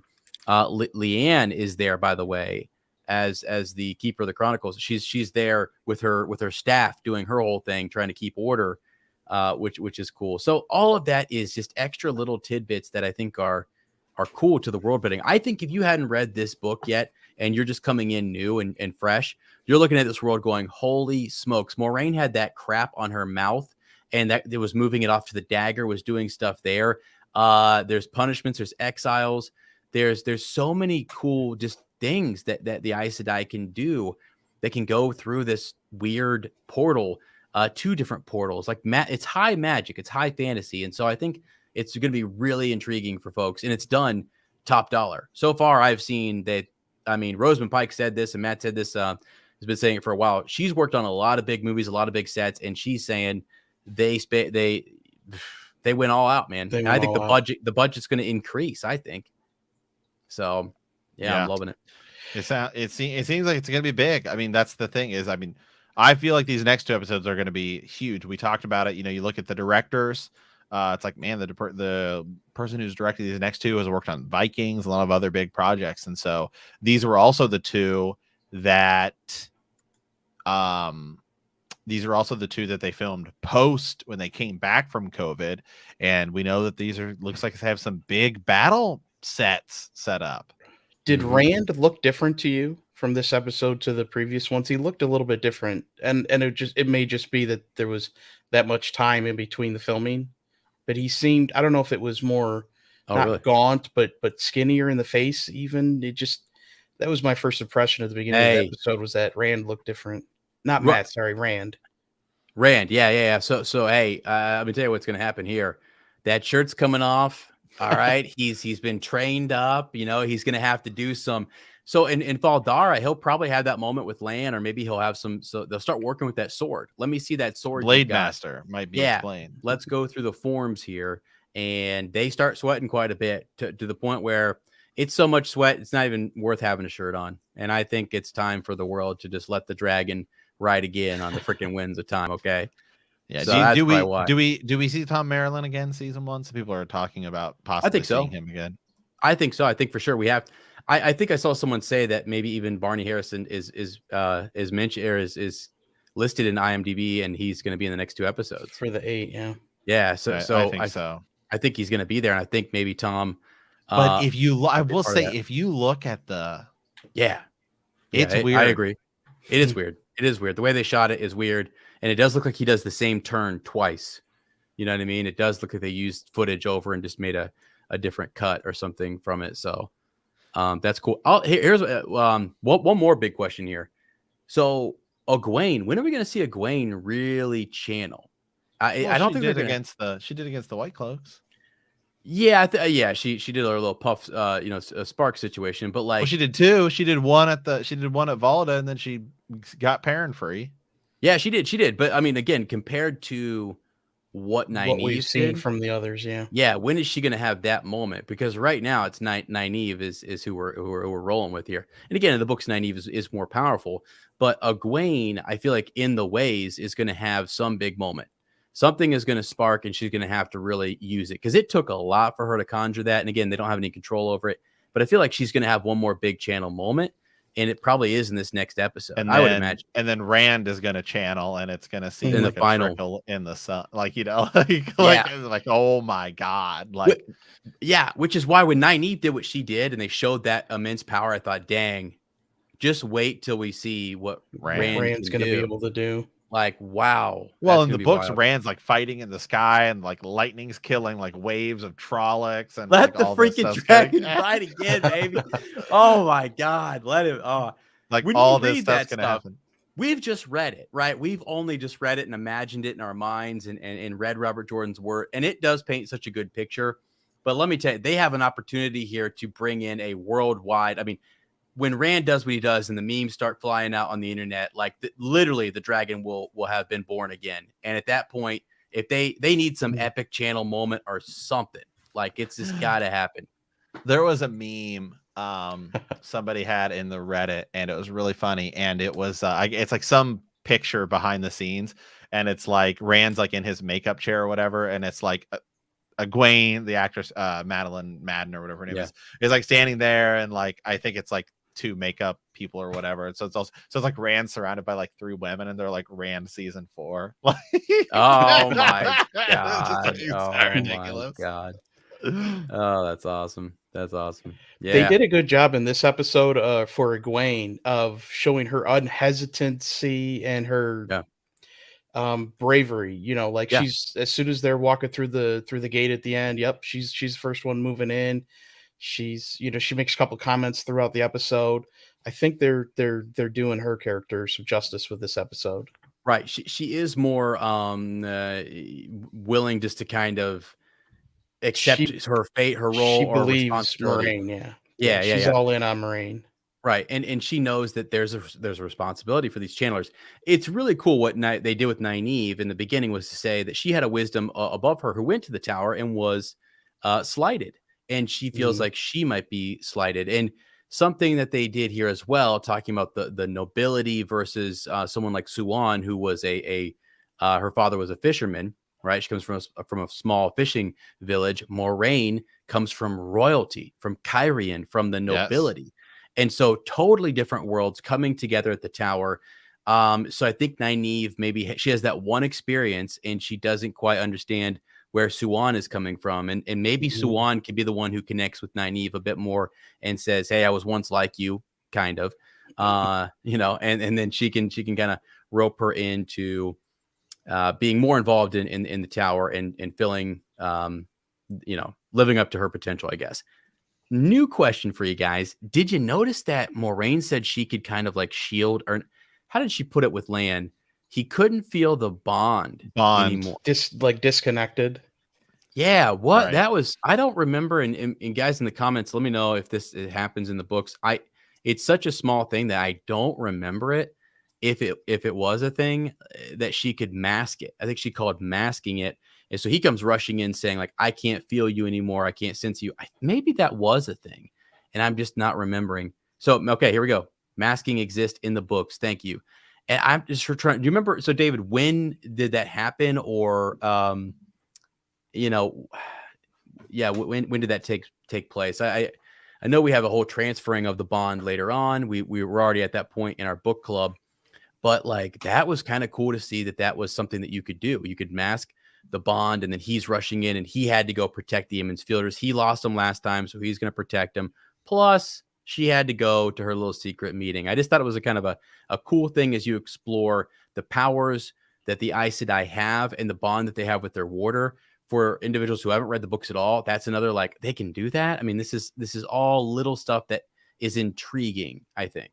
So, yeah. All right. Yeah. Tinfoil hat time. You guys love doing the tinfoil hat with the Game of Thrones. One of my favorite parts of that podcast. One that I've got for this next episode, you guys were talking about where they're going to go with this episode or next week, coming out of the ways. My tinfoil hat that I think would be awesome, but I don't think they'll do, is that they're going to get, chased by the wind, the dark wind, the black wind, Machi-chan. I can't pronounce it like you guys. Machin-Shin, mustache chin. I don't know. Machin-Shin or Masha-Shin. Yeah, something's wrong with my chin. Yeah. Yeah. They're going to get chased. They're going to leave the ways in a way that they didn't anticipate or want to, and they're going to end up in the Aiel Waste. And that the Aiel will be there. They're going to have that confrontation with Lan. And then that is going to be the details, the dialogue, the backstory that comes out of there is going to be what reveals that Rand is the Heron blade and the Heron marked wrist or hand, and that he's going to be revealed to be the dragon. That tinfoil hat, I don't think that's what they're going to do. That was kind of my cool mind running in a fantasy way. Hey, because when you're in the ways, I mean, like, where do you end up? You gotta take a different route, and you go. I mean, it can take you almost anywhere, right? You can go so much further in the ways. That would be freaking awesome. Even if they popped out for a moment in the Aiel Waste, and it's like, no, I mean, it looks a lot like, well, kind of the Blight. That would be crazy, man. I love a good tinfoil, because I think some things too have been cut. I really wanted to see Loyal be more involved with the opening of the ways, that kind of stuff. And him be more hesitant and scared to go into them. That wasn't mentioned at all. I think that was a scene that was probably cut because there's definitely a dark force behind it. They'll explain it as soon as we step into it because it looks freaking scary and we get the idea. It's on screen. But yeah, man, I mean, somehow the Aiel have to be incorporated and somehow we're going to have to get that story. So when and where does that happen? Would it be jumping there? Is it just going to be a story told in the ways? Will we find other Aiel there who have died? Are we going to find other bodies in there that have been left over or consumed? I mean, all of that stuff is a possibility. Yeah. We've only got 2 hours left basically of season 1. Yeah. And I feel like we still need a villain. We still need to know who the dragon is, and we're gonna have some sort of final battle. We've got to get Matt's stuff resolved. I think we need to get Leandrin's punishment. So I don't know. I feel like there's a decent amount of stuff, but I don't feel like it's too much. And then what do you think what's the cliffhanger to get us ready for season 2? Yeah, again, I think for sure it's got to be something with the Dark One. We let the Forsaken out. We let him out by mistake. We messed up. Moiraine messed up. She's been hinting the whole time that she doesn't know. She says to Siuan, "We've been searching for the dragon for 20 years, and I'm no closer now than we were then." And it's like, wait a second, you've narrowed it down to 5 people. So there's you got to be a little bit closer, but she really doesn't feel that way, and still feels like they might be getting outmaneuvered. So. And she could be making a big mistake by going there. Could be killing some of them inadvertently, or whatever. I mean, I think there's going to be either they let him out of the prison, or it is going to be that we have the big air quote defeat. Rand believes he defeats Balsamon, and then we get like this kind of final scene, post-credit scene, where the Dark One speaks from Sheo Ghul or something, which would be crazy. Yeah. Would it be better if we got more episodes for season 2 or more money per episode? I think it's got a budget of it's like 10 million per episode, which is the same as The Mandalorian. Now, I do know that they said one of the things that was impacted by COVID because they had such filming restrictions was practical effects. Like the episode where Logain episode 4, where there's the explosions and stuff going on, and it's kind of a mix between practical and CGI. They didn't have as many takes for that, as they would have wanted, just because of like that was like during 2020, like right sort of during the lockdown and stuff. And then their filming actually got shut down, so they didn't get as many takes and stuff like that. And so I think some of that, because that's really the only time where things have even to me looked like kind of weird or whatever, are sort of like during some of the big, huge battle scenes and stuff like that. So it's possible, that now with obviously far less COVID restrictions, that could change.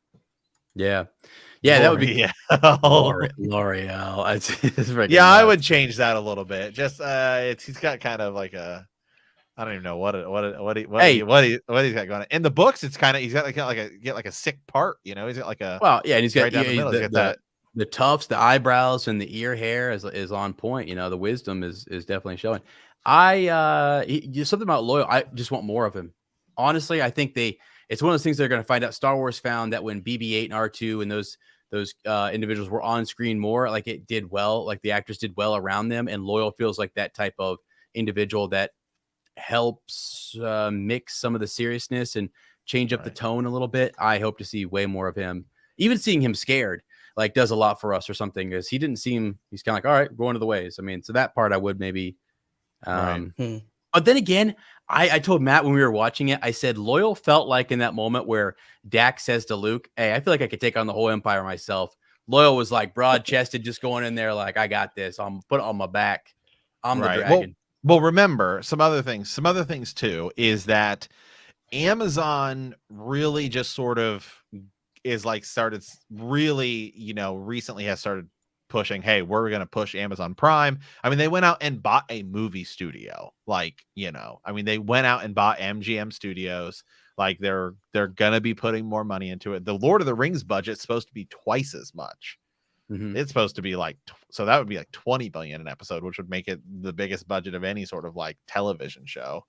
So, keep that in mind too. So again, and once, they're filming it now, so we don't know that the budget isn't more right now. And then again, it's also hard to see with COVID restrictions what they were able to do and not able to do. Yeah. And now they've worked with that CGI before, so it's a lot easier to do the next time around.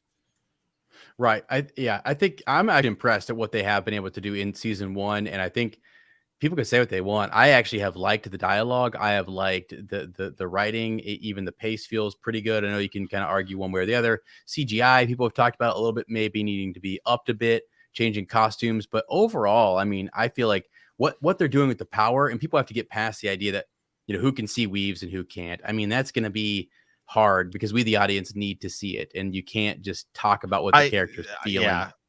That's like one that, like, of all the things that there are for me to sort of like, that's nitpicking, care about, that is just not one of them. Yeah, there's ways around that. I know that people say, oh, there could be some complications, and there's some inconsistency with like Moraine not being able to see him channel, but then Rand just saw Moraine channel. But all he actually said was that he saw the darkness come onto her face and go off of it. I don't know. Right. I mean, it's either way, it's cool. We have to see it. The audience has to see her doing something.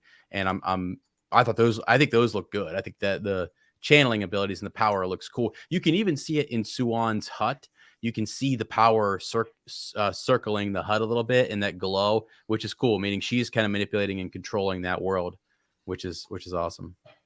So, yeah, the Ogier are the thing that they're talking about in the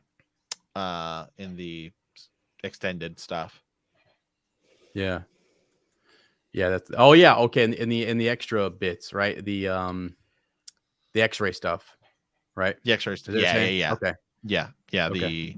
The legends and lore. I did like that Moraine called him Builder.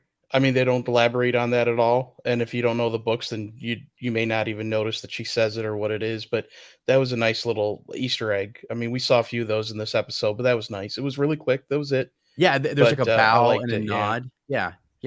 And you think, well, there's an extra respect there. Why is there an extra, like this extra respect from an Aes Sedai for an Ogier? And as an audience member, you would say, okay, there's got to be backstory on that. You don't need to go into it. You just saw it's that indirect characterization. We don't have to, Lo doesn't have to say anything. when he gets that respect from the Aes Sedai, clearly there's something there and he should be respected and honored and what have you. So I like that too. Yeah, agreed. The next 2 episodes need to be big character episodes for Rand, and I think they will be. I think they've pulled us in all these different directions for everybody else, and now it's going to be go Rand. time. Mm-hmm. Yeah, for sure. Guys, when you get a chance, go look at all the freaking stuff that is on Siuan's desk.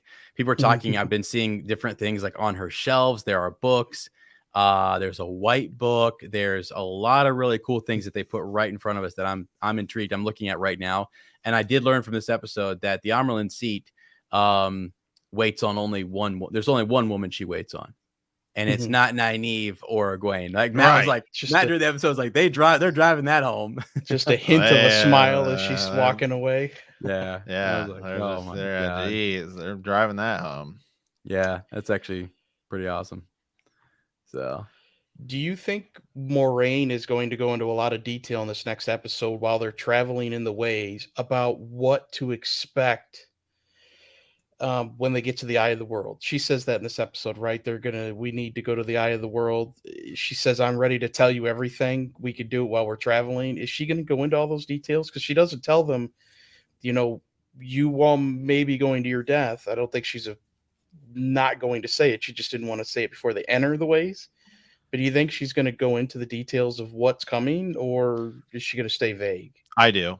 I mean, they spent like 4 minutes explaining Manetheren in episode 2. I think we're going to get some like walking with not horses because they're gone, but walking in the ways and explaining stuff. Yeah, me too. I think that we're going to get some sort of ideas as to what we're facing, because again, if you're just walking up, like, what do you need to know about the Dark One? What are some of the things you have to do? That's got to be said to some degree. So did they have the horses in the book when they're going through the ways, or are they on foot? My mind was telling me that they had the horses, but I don't think that would make sense. I just don't remember, and I didn't bother to look it up. Did I don't. Because otherwise they would have just taken them. I feel like in the show, there's been no reason not to just do that. But I don't think they did, because they were in the city of Caemlyn. Well, they were just outside of the city of Caemlyn. But yeah, I don't know. I can't remember. Because they're down in the cellar, right, when they enter the ways for the first time. So that would. What is Bella's arc? What even happens with Bella? Now I got to go look it up. Yeah, the horses. Do we know? Like, does Bella? Like, do we know? Like, is it gonna be like Bella is at the final? Is Bella at the final battle? I don't know. Be careful reading on that wiki page. I mean, someone said, yeah, they brought the horses. Okay. So did they into the ways? Yeah. My mind was telling me they did, but it didn't make sense if they were in the cellar to enter the ways through the basement. Okay. I mean, it's been a while since I've read it, almost 2 years now. Someone said last book dead. Oh my God. No, Bella makes it. Hey, I don't know. Is there a chapter unaccountably survived? According to the Wheel of Time official Wheel of Time companion book, Bella survives. Mm-hmm. There are fan theories. Here we go. Fan theories, right? Let's just get in here. A frequent made joke is that Bella is none other than the creator, quietly overseeing the world in this time of great turmoil. The evidence of this is primarily based on how often Bella shows up. She's present right from the start and is mentioned or seen more often than all but most of the primary characters. In addition, she has lived and stayed in the story longer than any other Mount, despite being present at the Eye of the World, the Ways. So there we go. Falma, Tarvalin, like tons of other stuff. Wow. That's kind of I love that. Maybe she is. People are all about Bella Creator. Assassinate. Oh no. My question is, tinfoil hat time again. Does the wheel weave Bella out to be Bill the pony in Lord of the Rings? Hey, there we go. I mean, that's definitely like something, Robert Jordan talks about all those different things that he pulled or inspired by, little nods to Lord of the Rings, and I think it's great. I mean, paying attention Loyal's Horse. Wow. I think Bella's cool. Bella's Shadowfax. Bella gets, That's true. Would be Bella Shadowfax. Yeah. All right. It's cool. I will. Hey, Robert Jordan probably, when he started working on this stuff, he'd watch Neverending Story, and he's like, "There is no way I'm killing my horse." Artax, man. Oh my god, that was so sad. That was like the saddest. Atreyu. It's the so sad. It's the saddest thing ever.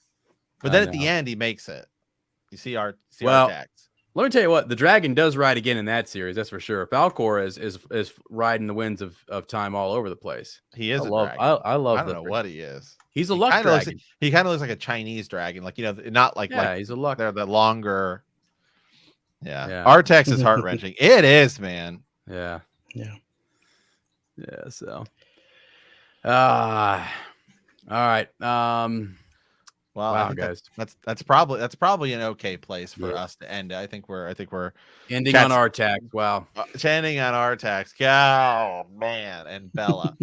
So anyway, hey Ryan, as always, thank you for coming back on, guys. Stay tuned. We'll be cutting this up into clips, all sorts of stuff. If you missed anything, Ez and I will be back talking more. We'll do some previews and some predictions and all of that stuff next week. We had 200 people in the chat at one point, which is in all honesty, insane to even begin to think about. So we super appreciate that, guys. Be sure to hit that like button, hit that subscribe button. Remember, you can check out the podcast. If you want to come on the show, check out our Patreon. Ez and I do all sorts of other stuff too. We cover Harry Potter, we cover Star Wars, we cover Game of Thrones. So be sure to check out all of that stuff as well. You can find links on all of our channels and everything like that. You can follow me anywhere on the internet at Super Games Bros. You can follow Ezra anywhere on the internet at Womprat_2M. There's Boba Fett stuff coming out, as House of the Dragons coming out soon. I cover video games. There's new Legend of Zelda stuff coming out. We cover all kinds of stuff, and we appreciate each and every one of you guys coming to hang out. I'd say you could follow Ryan anywhere on the internet, but really you can only follow him here. He's a dark friend. I don't know where he's at. He's close. Yep. We'll put a link to his stuff down in the freaking description. But the great thing about this post show live stream is that I know that the second the show is over, the second we hit that live button, people are gonna show up. You want to know why? Because the horn has been sounded. The heroes are here to answer, and the grave is no bar to our call.